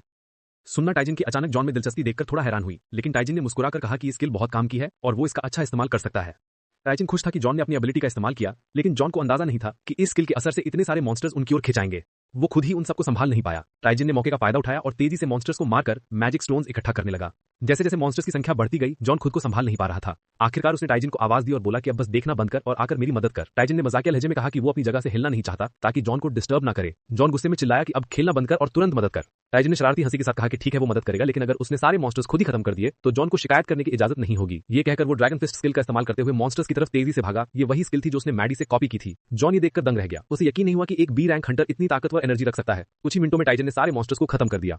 पसीना पहुंचते हुए ताईजीन मुस्कुराया और बोला कि इतने सारे मॉन्स्टर्स देखकर तो मजा आ गया। अब तो उसने काफी सारे मैजिक स्टोन्स भी इकट्ठा कर लिए हैं। एक चालाक मुस्कान के साथ उसने जॉन से कहा कि उसे उसकी मदद के लिए धन्यवाद कहना चाहिए और बोला कि अब से वो हमेशा उसका लॉयल रहेगा। जॉन ने खुद को शांत दिखाने की कोशिश की और कहा कि अब जबकि हमें आर्टिफैक्ट मिल गया है तो हमें लौट जाना चाहिए क्योंकि यहाँ अब और रिवॉर्ड्स नहीं मिलेंगे। लेकिन ताईजीन ने कहा कि क्यों ना हम बाकी टीम की भी मदद कर दें और ज्यादा मैजिक स्टोन्स जुटा लें। उसने जॉन की तरफ देखते हुए थोड़े आदेश वाले अंदाज में कहा कि अब से वो अट्रैक्शन स्किल का इस्तेमाल करता रहे ताकि सबका काम आसान हो। सीन बदलकर सुन्ना पर आता है जो ताईजीन को धन्यवाद देती है। वो कहती है कि अगर ताईजीन की मदद ना मिलती तो वो आर्टिफैक्ट कभी नहीं ढूंढ पाती। ताईजीन मुस्कुराते हुए जवाब देता है कि धन्यवाद की कोई जरूरत नहीं, सब यहाँ एक दूसरे की मदद करने के लिए हैं। तभी उसे सिस्टम से नोटिफिकेशन मिला जिसमें लिखा था कि उसकी अर्जेंट मिशन सफलतापूर्वक पूरी हो गई है और अब उसकी एबिलिटी ड्रैगन फिस्ट अपनी 100% ताकत से इस्तेमाल की जा सकती है, पहले जो सिर्फ 20% थी। नोआ ने हंसते हुए कहा कि ताईजीन में इतने सारे मॉन्स्टर्स का शिकार कर लिया है कि उसने जितने मैजिक स्टोन्स जमा किए हैं उनकी गिनती भी मुश्किल है। ताईजीन ने पत्थरों को देखते हुए कहा कि सच में ये इतने ज्यादा हैं कि अकेले उसके लिए भी बहुत हैं। फिर उसने खुशी से सुझाव दिया कि क्यों ना इन स्टोन्स को तीनों टीमों में बराबर बांट दिया जाए। सब उसके इस प्रस्ताव को सुनकर चौंक गए। किसी को समझ नहीं आया कि वो ऐसा क्यों कर रहा है। सुन्ना ने हिचकिचाते हुए पूछा कि क्या वो ठीक है या उस पर कोई असर तो नहीं हुआ। यूनिक ने कहा कि शायद वो जरूरत से ज्यादा उदार बन रहा है। ताईजीन ने मुस्कुराकर कहा कि सबने मेहनत की है और उसे खुद उसके हिस्से से कहीं ज्यादा मिल चुका है। फिर उसने जॉन की तरफ देखा और मजाक में कहा कि ये सब तो हंटर जॉन की बदौलत है जिसने उसे इतने सारे स्टोन्स इकट्ठा करने में मदद की। ताईजीन ने हंसते हुए जोड़ा कि जॉन ने ही उसे तरीका सिखाया है और अब वो उसी की राह पर चलेगा। सब टीमों के बीच बराबरी से स्टोन्स बांटकर ताईजीन जॉन के पास गया और थोड़े सार्कास्टिक लहजे में पूछा कि अब कैसा लग रहा है जॉन, तुम भी तो उतने खुश होगे जितना मैं हूं क्योंकि अब सब। लेकिन जियोन कुछ जवाब नहीं दे पा रहा है। हालांकि वो अपोज करना चाहता है और जो कुछ भी हुआ उससे वो साफ तौर पर नाखुश है। बाकी हंटर्स भी तेजुन के स्टैंड्स का सपोर्ट करने लगते हैं और जियोन से कहते हैं कि वे उसकी जेनरोसिटी और नोबल कैरेक्टर को देखकर हैरान थे और वे उससे काफ़ी इंप्रेस हैं जो उसने तेजुन के साथ किया। उसकी हेल्प और गाइडेंस करके। वे तेजुन और जीवन दोनों को दिल से थैंक्स कहते हैं और स्टोन्स को खुशी खुशी अपने स्टोरेज में रखने लगते हैं। हालांकि जीवन को बहुत गुस्सा आ रहा है और वो नहीं जानता कि वो इसे कब तक टॉलरेट कर पाएगा, क्योंकि वो जानता है कि इतनी बड़ी संख्या में स्टोन्स को दोबारा पाना इम्पॉसिबल है। इसी बीच एक पैरेलल वर्ल्ड में सोना तेजुन के इस काम की तारीफ करती है और इसे एक काइंड एक्ट की तरह देखती है। लेकिन ये बिहेवियर मुझे बेवकूफ़ नहीं बना पाता और मैं तेजुन से पूछता हूं कि क्या वो सच में उनके लिए स्टोन्स को ऐसे ही छोड़ने वाला है। मैरी जवाब देती है कि ये सब बस दूसरों के सामने दिखावे के लिए है। इसके बाद टीम दोबारा कैसल वापस लौटती है और ड्यूक को इन्फॉर्म करती है कि उन्हें लॉस्ट आर्टिफैक्ट्स मिल गए हैं। ड्यूक उनसे कहता है कि वो अपनी ग्रैटिट्यूड वर्ड्स में एक्सप्रेस नहीं कर सकता और उनकी वजह से ये बंजर मरी हुई जमीन फिर से हरी भरी हो जाएगी। सोना उससे पूछती है कि आर्टिफैक्ट्स को कहाँ रखा जाना चाहिए। ड्यूक जवाब देता है कि उन्हें वे आर्टिफैक्ट्स उसे लैंड ओनर के तौर पर सौंप देने चाहिए, जिसके पास उन्हें उनके डेजिग्नेटेड प्लेसेस पर रखने का राइट है। सोना ड्यूक की बातों के बारे में सोचती है और उसे कुछ अजीब लगता है। वो सीरियस टोन में उससे कहती है कि उसके पास एक क्वेश्चन है जो वो उससे पूछना चाहती है और ड्यूक उसे पूछने के लिए कहता है। सोना उसे बताती है कि जब उसने स्टार्टिंग में उन्हें ये मिशन असाइन किया था तब उसने कहा था कि लैंड ओनर हमला करने वाले बारबेरियंस को आर्टिफैक्ट्स चुराने से नहीं रोक सका और इसके रिजल्ट के तौर पर सील्ड मॉन्स्टर्स ने सभी को मार डाला, रेजिडेंट्स और इन्वेडर्स दोनों को। ड्यूक रिस्पॉन्ड करता है कि बिल्कुल ऐसा ही हुआ था। सोना फिर एक स्केप्टिकल टोन में पूछती है कि वो खुद उस इंसिडेंट में कैसे सर्वाइव कर गया। ड्यूक सोचने लगता है और उसके एक्सप्रेशन बदल जाते हैं। फिर वो धीरे से हंसता है और सोना से कहता है कि वो स्मार्ट है और जो लोग भी यहाँ आते हैं उनमें से ज़्यादातर लोग इस बात पर नोटिस या फोकस नहीं करते, जिससे सोना और टीम हैरान रह जाते हैं और समझ नहीं पाते कि ड्यूक का क्या मतलब है। लेकिन ड्यूक उन्हें आगे बताना जारी रखता है कि अब बहुत देर हो चुकी है, क्योंकि जितने भी सेकंड आर्टिफैक्ट्स यहाँ पैलेस में थे वो हर सेकंड अपनी एनर्जी वापस रीगेन कर रहा था। ड्यूक के आसपास का ऑरा बदलने लगता है और उसकी बैक ज्यादा स्ट्रांग और रिजिड हो जाती है, जिससे ये रिवील होता है कि वो एक ए रैंक वैम्पायर है। सोना कहती है कि उसे शुरुआत से ही फील हो रहा था कि कुछ तो गड़बड़ है और इस तरह के डंजन का कोई लीडर ना होना अननेचुरल था। वो जानती थी कि आर्टिफैक्ट्स मिलने से डंजन क्लीन नहीं होगा। वो उन्हें बताती है कि ये एक डबल मिशन था और लीडर का सामना करने पर एक और मिशन सामने आ जाएगा। तेजुन समझ जाता है कि डबल मिशन का यही मतलब है और ये बूढ़ा ड्यूक ही डंजन लीडर है। ड्यूक उन्हें एक अथॉरिटेटिव टोन में कमांड देता है कि वे ढूंढकर लाए गए आर्टिफैक्ट्स उसके हवाले कर दें और ग्रेट किंग को रिवाइव करने में कंट्रीब्यूट करें। सोना उसके हिप्नोटिक इन्फ्लुएंस में आ जाती है। ताइजेन उसे रोकने की कोशिश करता है, लेकिन बाकी हंटर्स उस पर अटैक कर देते हैं। ताइजेन उनके इस सडन और स्ट्रेंज बिहेवियर से हैरान रह जाता है और उन्हें बिना चोट पहुंचाए उनके अटैक्स को रोकने की कोशिश करता है, जब तक कि वो नोटिस नहीं करता कि वे एक माइंड कंट्रोल स्किल के इन्फ्लुएंस में है जिसे सिर्फ नोबल वैम्पायर्स ही यूज कर सकते हैं। तेजुन इस तरह की मैजिकल स्किल के एग्जिस्टेंस के बारे में सोचकर हैरान होता है, लेकिन फॉर्चुनेटली मैजिक क्रिस्टल की वजह से वो ड्यूक के ट्रैप में नहीं फंसा और दूसरों की तरह कंट्रोल नहीं हुआ। ड्यूक तेजुन को पुकारता है और पूछता है कि वो उसके कंट्रोल में कैसे नहीं आया। तेजुन गुस्से में जवाब देता है कि उसके लिए ऐसी चीप ट्रिक में फंसना इम्पॉसिबल है और ऐसे मेथड्स अब आउटडेटेड हो चुके हैं। ड्यूक तेजुन की बातों से प्रवोक हो जाता है और उसे लगता है कि वो एरोगेंट है और खुद को बिना किसी वजह से बहुत हाई समझता है। ड्यूक आर्टिफैक्ट्स ले लेता है और तेजुन से कहता है कि अब उसकी बातों का कोई मतलब नहीं है, क्योंकि सारे आर्टिफैक्ट्स पहले ही उनके प्रॉपर लोकेशंस पर रखे जा चुके हैं और अब उसे इमोर्टैलिटी की ग्रेट पावर मिल जाएगी। ड्यूक चिल्लाता है और अपने स्पेल के अंडर आए हंटर्स को अपने स्लेव्स कहकर एड्रेस करता है और उन्हें तेजुन को जान से मारने का ऑर्डर देता है। टाइजन बैटल के लिए प्रिपेयर होता है और मैरी से कहता है कि ऐसा लगता है कि अब वो बड़ी मुसीबत में है। मैरी पूछती है कि वो उसकी हेल्प करने के लिए क्या कर सकती है। ड्यूक जोर से हंसता है और टाइजुन से कहता है कि वो चाहे जो कर ले या वो कितना भी स्ट्रांग क्यों ना हो, वो सिर्फ एक मॉर्टल ह्यूमन है और वो अपने सबसे करीबी फ्रेंड्स के हाथों उसकी ट्रैजिक डेथ देखने से अपनी आंखें नहीं हटा सकता। टाइजन अपनी स्ट्रेंथ का एक छोटा सा हिस्सा यूज करके उन पर स्ट्राइक करता है ताकि हंटर्स को बिना कोई सीरियस इंजरी पहुंचाए बस दूर धकेला जा सके। ड्यूक टाइजन की इस अनएक्सपेक्टेड स्ट्रेंथ को देखकर स्टन रह जाता है। टाइजन नोटिस करता है कि ज्यून अभी भी खड़ा है और दूसरों की तरह कंट्रोल नहीं हुआ है। वो उससे कहता है कि वो अभी भी उससे नाराज है और एक पावरफुल पंच मारता है जिससे ज्यून को दिन में ही तारे दिखने लगते हैं। हंटर्स से खुद को फ्री करने के बाद टाइजन ड्यूक के पास जाता है और उससे कहता है कि वो उसे ज्यादा ही अंडर एस्टिमेट कर रहा है। उसकी टोन और ज्यादा इंटेंस हो जाती है और वो कहता है कि फिजिकल आर्ट्स कभी कभी इतने पावरफुल हो सकते हैं कि उन्हें मैजिक से डिस्टिंग्विश करना मुश्किल हो जाता है। ड्यूक अपनी चेयर से खड़ा होता है और तेजुन को जवाब देते हुए कहता है कि वो वाकई स्ट्रांग है, लेकिन उसके पास दिखाने के लिए अभी बहुत कुछ है। वो चिल्लाता है और सोना को ऑर्डर देता है कि वो टाइजन को एलिमिनेट कर दे और जब तक वो पूरी तरह से अपनी स्ट्रेंथ रीगेन नहीं कर लेता तब तक उसकी प्रोटेक्ट करे। सोना अपनी स्वॉर्ड निकालती है और एक डेंजरस मूव के साथ टाइजन पर अटैक करती है, जिससे उसके एब्डोमेन में घाव हो जाता है और टाइजन रियलाइज करता है कि ड्यूक की टेक्निक एक्सट्रीमली प्रिसाइज है। सोना पावरफुल और फास्ट है, उसकी मूवमेंट इतनी इंस्टेंटेनियस है कि टाइजन को यकीन हो जाता है कि उसके साथ कीप अप करना इम्पॉसिबल है। वो ड्रैगन फिस्ट यूज करने के बारे में सोचता है, लेकिन ये स्किल उसे मॉर्टली हार्म कर सकती है, खासकर जब से उसकी पावर बढ़ गई है। इसलिए टाइजन जितना हो सके सोना से इवेड करने की कोशिश करता है। ड्यूक मैलिशियसली हंसता है और टाइजन से कहता है कि उसका एंड पास है और उसका डिमाइस उस पर्सन के हाथों होगा जिसे वो सबसे ज्यादा वैल्यू और रिस्पेक्ट करता है। वो टाइजन की तरफ मैलिस और नफरत से देखते हुए हंसता है और उससे कहता है कि ये एक ग्रेट ट्रेजेडी है। टाइजन उसे हैरान होकर देखता है और इस बात पर क्वेश्चन करता है जो ब्लैक एंड व्हाइट की तरह बिल्कुल क्लियर कट लगती है। लेकिन मैरी टाइजन का ध्यान सोना की तरफ खींचती है जिसकी स्विफ्ट मूवमेंट्स अचानक रुक गई हैं। टाइजन इसे नोटिस करता है और समझ नहीं पाता कि ये मैजिक के इफेक्ट के वीक होने की वजह से है या कुछ और। ड्यूक सोना पर चिल्लाता है और उससे पूछता है कि वो क्या कर रही है और उसे इमीडिएटली उसे जान से मारने का कमांड देता है। टाइजन को सोना के बारे में ड्यूक के कहे वर्ड्स याद आते हैं कि वो वही पर्सन है जिसे वो सबसे ज्यादा वैल्यू और रिस्पेक्ट करता है, और उसी मोमेंट से सोना की मूवमेंट्स रुक गई थी, पॉसिबली ड्यूक के वर्ड्स सुनने के रिएक्शन के तौर पर। टाइजन को एक आइडिया आता है, जब इमोशंस स्ट्रांग होते हैं तो वो ड्यूक के माइंड कंट्रोल मैजिक के इफेक्ट को वीक कर सकते हैं, इसलिए वो कुछ ट्राई करने का डिसाइड करता है क्योंकि उसके पास कोई और ऑप्शन नहीं है। टाइजन सोना को जोर से पुकारता है और उससे कहता है कि वो जानता है कि वो जो कहने जा रहा है वो इस सिचुएशन में अजीब लग सकता है, लेकिन एक ऐसी बात है जिसके बारे में वो काफी लंबे टाइम से सोच रहा है, जो कि पिछले क्रिसमस के बारे में है जब उसने उसे गिफ्ट में एक वॉलेट दिया था। उसे याद है कि उसने उससे कहा था कि वेल्थ अट्रैक्ट करने के लिए एक मैन को एक एलिगेंट वॉलेट कैरी करना चाहिए, और वो एडमिट करता है कि उसे उस वॉलेट को एक ऑनलाइन स्टोर पर सेल करना पड़ा था। हालांकि वो सच में उसे सेल नहीं करना चाहता था, लेकिन लाइफ के सर्कमस्टेंसेस बहुत डिफिकल्ट थे। अब वो रिलीव्ड फील कर रहा है क्योंकि उसने ये बात उसके सामने कन्फेस कर दी है। सोना एकदम स्टन्ड और साइलेंट रह जाती है और उसके चेहरे पर डिसअपॉइंटमेंट और गुस्सा साफ दिखने लगता है। तैजुन ये नोटिस करके बहुत थ्रिल्ड महसूस करता है कि वो सोना को थोड़ा इरिटेट करने में कामयाब रहा, जिससे मैजिक का इफेक्ट वीक हो गया और अब वो कुछ देर के लिए मूव नहीं कर पाएगी।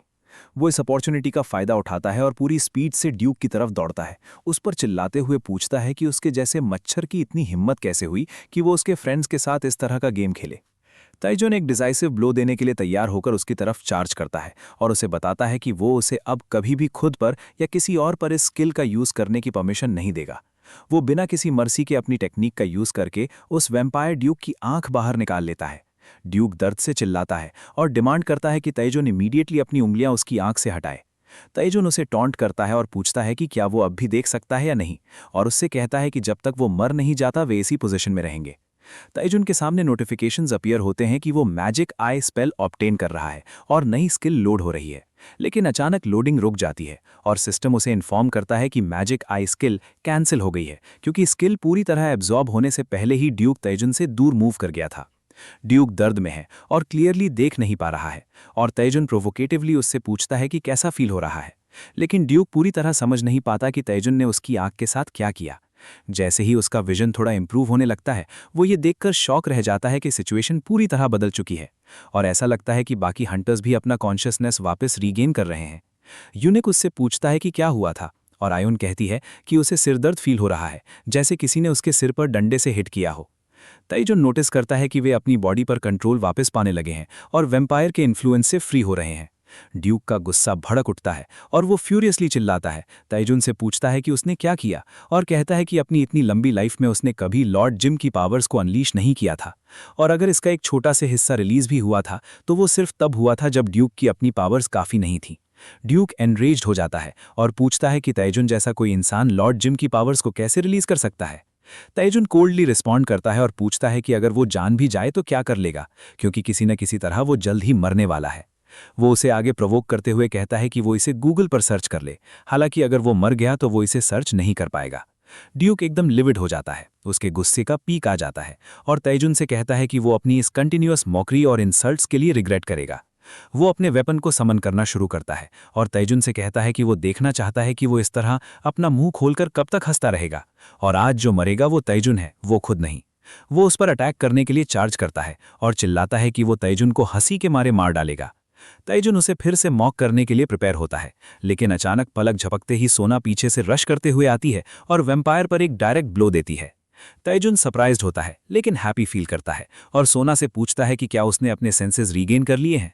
सोना सीरियसली रिस्पॉन्ड करती है कि उसने अब तक अपना बेस्ट दिया है और उसकी टोन एकदम फ्राइटनिंग और फर्म हो जाती है। वो उससे कहती है कि अब से वो बाकी सब उन पर छोड़ दे।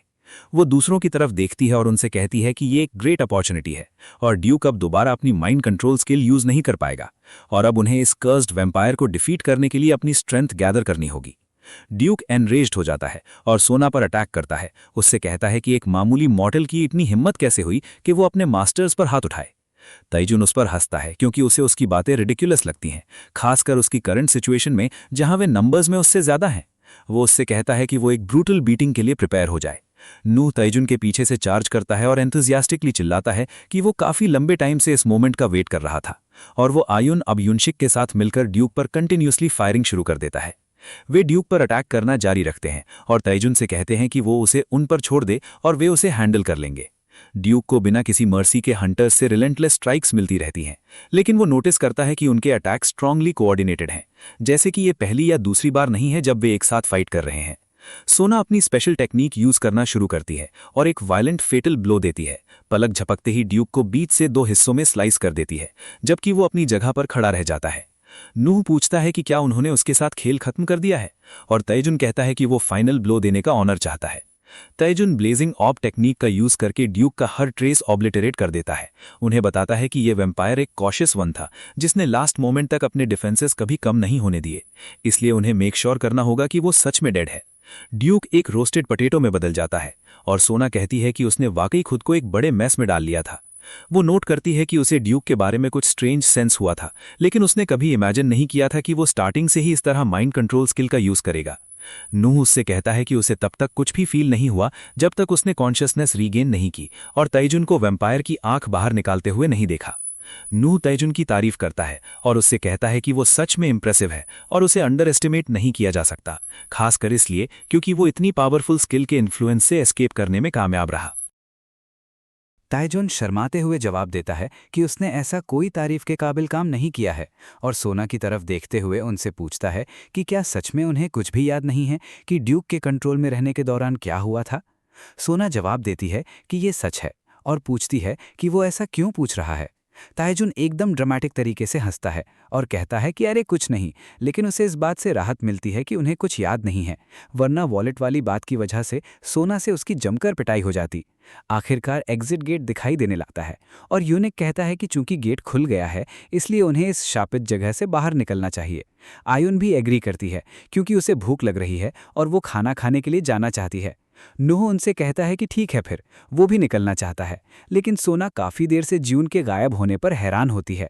वो उसे तब तक ढूंढती है जब तक कि वो उसे ताइजुन की जोरदार पंच की वजह से बेहोश होकर गिरा हुआ नहीं पा लेती। टीम के मेंबर्स ज्यून की हालत बिगड़ती देख शॉक रह जाते हैं और सोना ताइजुन से एक्सप्लेन करने को कहती है कि क्या हुआ था। ताइजुन अनजान बनने का नाटक करता है और उससे कहता है कि उसे कुछ नहीं पता। वे ज्यून को उठाते हैं और उसे सपोर्ट देते हैं और सोना उन्हें बताती है कि उसकी इंजरी सीरियस नहीं है और उसे रिकवर होने और फिर से ठीक होने में ज़्यादा टाइम नहीं लगेगा। नूह सजेस्ट करता है कि वे अब जल्दी करें ताकि वे एक टीम के रूप में साथ में एक अच्छा डिनर कर सकें और आयुन ताइजुन से कहती है कि उसे भी उनके साथ चलना चाहिए क्योंकि एक साथ काम करना एक हैप्पी कोइंसिडेंस था। ताइजुन उससे माफ़ी मांगते हुए कहता है कि उसके पास खत्म करने के लिए बहुत सारा काम है। सोना उसे सस्पेक्टेड नज़रों से देखती है और पूछती है कि वो किस काम की बात कर रहा है क्योंकि इस समय उनके अलावा उसका कोई प्लान या कमिटमेंट नहीं है। ताइजुन अजीब तरह से हंसता है और उससे कहता है कि अभी तो ऐसा ही है, वो क्या कर सकता है। वो सीरियस होकर कहता है कि वो डंजन को गहराई से एक्सप्लोर करना चाहता है क्योंकि वो नहीं जानता कि उसे दोबारा इस तरह के डंजन को देखने का चांस कब मिलेगा और ये भी एक तरह की इंपॉर्टेंट ट्रेनिंग है। टीम के मेंबर्स उससे कहते हैं कि उसकी सोच बहुत मैच्योर और इम्प्रेसिव है। सोना आह भरते हुए कहती है कि वो उसे रोक नहीं पाएगी क्योंकि एक बार जब वो किसी चीज़ पर अपना माइंड सेट कर लेता है तो वो उसे ज़रूर करता है।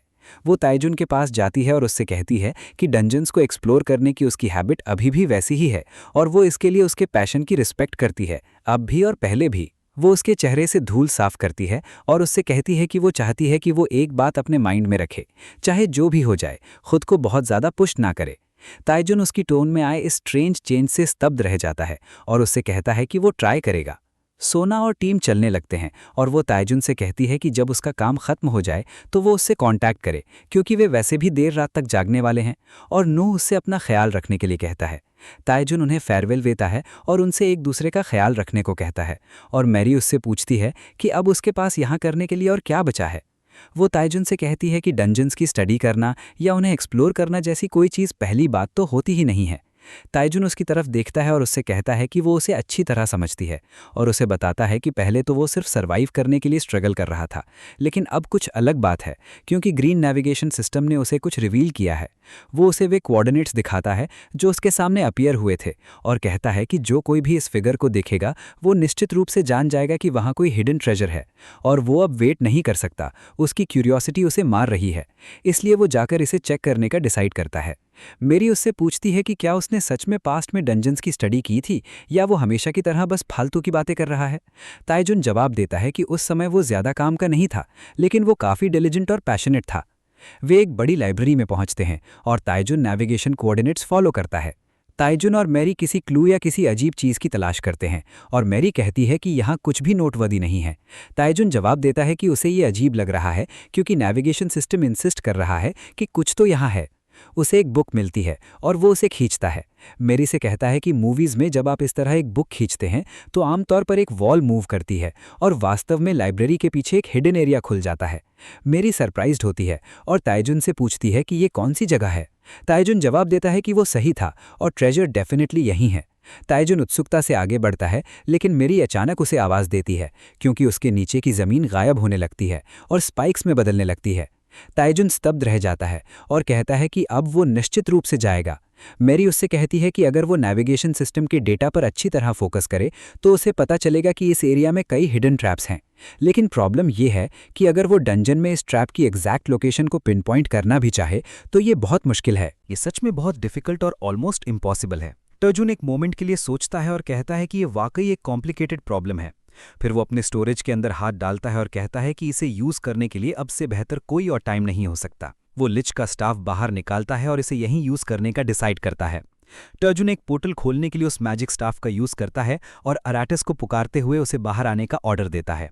मैरी इस बात से सरप्राइज्ड है कि ताइजुन अराटिस को बुला रहा है जबकि उन्होंने पहले ही उससे डील कर लिया था। पोर्टल से धीरे धीरे एक स्केलेटन बाहर निकलने लगता है और पूछता है कि किसने उसे इस वर्ल्ड में समन किया है। वो स्केलेटन खड़ा होता है और उबासी लेते हुए कहता है कि डेथ के सीकर्स ग्रेट अराटिस की बॉडी उनकी सर्विस में हाजिर है। जैसे ही उसे रियलाइज होता है कि उसके सामने कौन खड़ा है, वो चिल्लाता है और ताइजुन से पूछता है कि क्या वो रियल है या सिर्फ कोई इल्यूजन है। ताइजुन जवाब देता है कि वो उसे दोबारा देखकर खुश है और उससे पूछता है कि वो कैसा है। अराटिस हैरान होता है और ताइजुन से पूछता है कि क्या उसने उसे इस वर्ल्ड में फिर से समन करने के लिए उस पुराने स्टाफ का यूज किया। ताइजुन एकदम कैजुअल तरीके से रिस्पॉन्ड करता है कि उसका स्टाफ बहुत पावरफुल और यूजफुल था। अराटिस एजिटेटेड हो जाता है और ताइजुन से कहता है कि वो झूठ बोलना बंद करे क्योंकि स्टाफ में काउंटलेस ईविल स्पिरिट्स हैं और अगर वो रेकलेसली एक्ट करेगा तो वो स्पिरिट्स उसकी बॉडी पर कब्जा कर लेंगी। ताइजुन बड़े इनोसेंटली जवाब देता है कि उसने अपने पैर के छोटे अंगूठे का यूज करके उन स्पिरिट्स को मार डाला था। अराटिस कहता है कि ये पूरी तरह इम्पॉसिबल है और उसने सोचा था कि स्टाफ में मौजूद सभी कर्सेस के न्यूसेंस की वजह से ताइजुन मर जाएगा। ताइजुन उसके पास जाता है और एक डेंजरस टोन में उससे कहता है कि उसने उसे काफी देर तक बोलने की परमिशन दे दी। वो स्टाफ से अराटिस के सर पर जोर से स्ट्राइक करता है और उससे कहता है कि वो अपने मास्टर से इस मैनर में बात न करे क्योंकि उसे कोई आइडिया नहीं है कि उसे समन करने के लिए उसने क्या सैक्रिफाइसेस दिए हैं, और उसे वॉर्न करता है कि अगर उसने दोबारा उससे बिना रिस्पेक्ट के बात की तो वो बिल्कुल मर्सीफुल नहीं होगा और उसे फुट सूप में बदल देगा।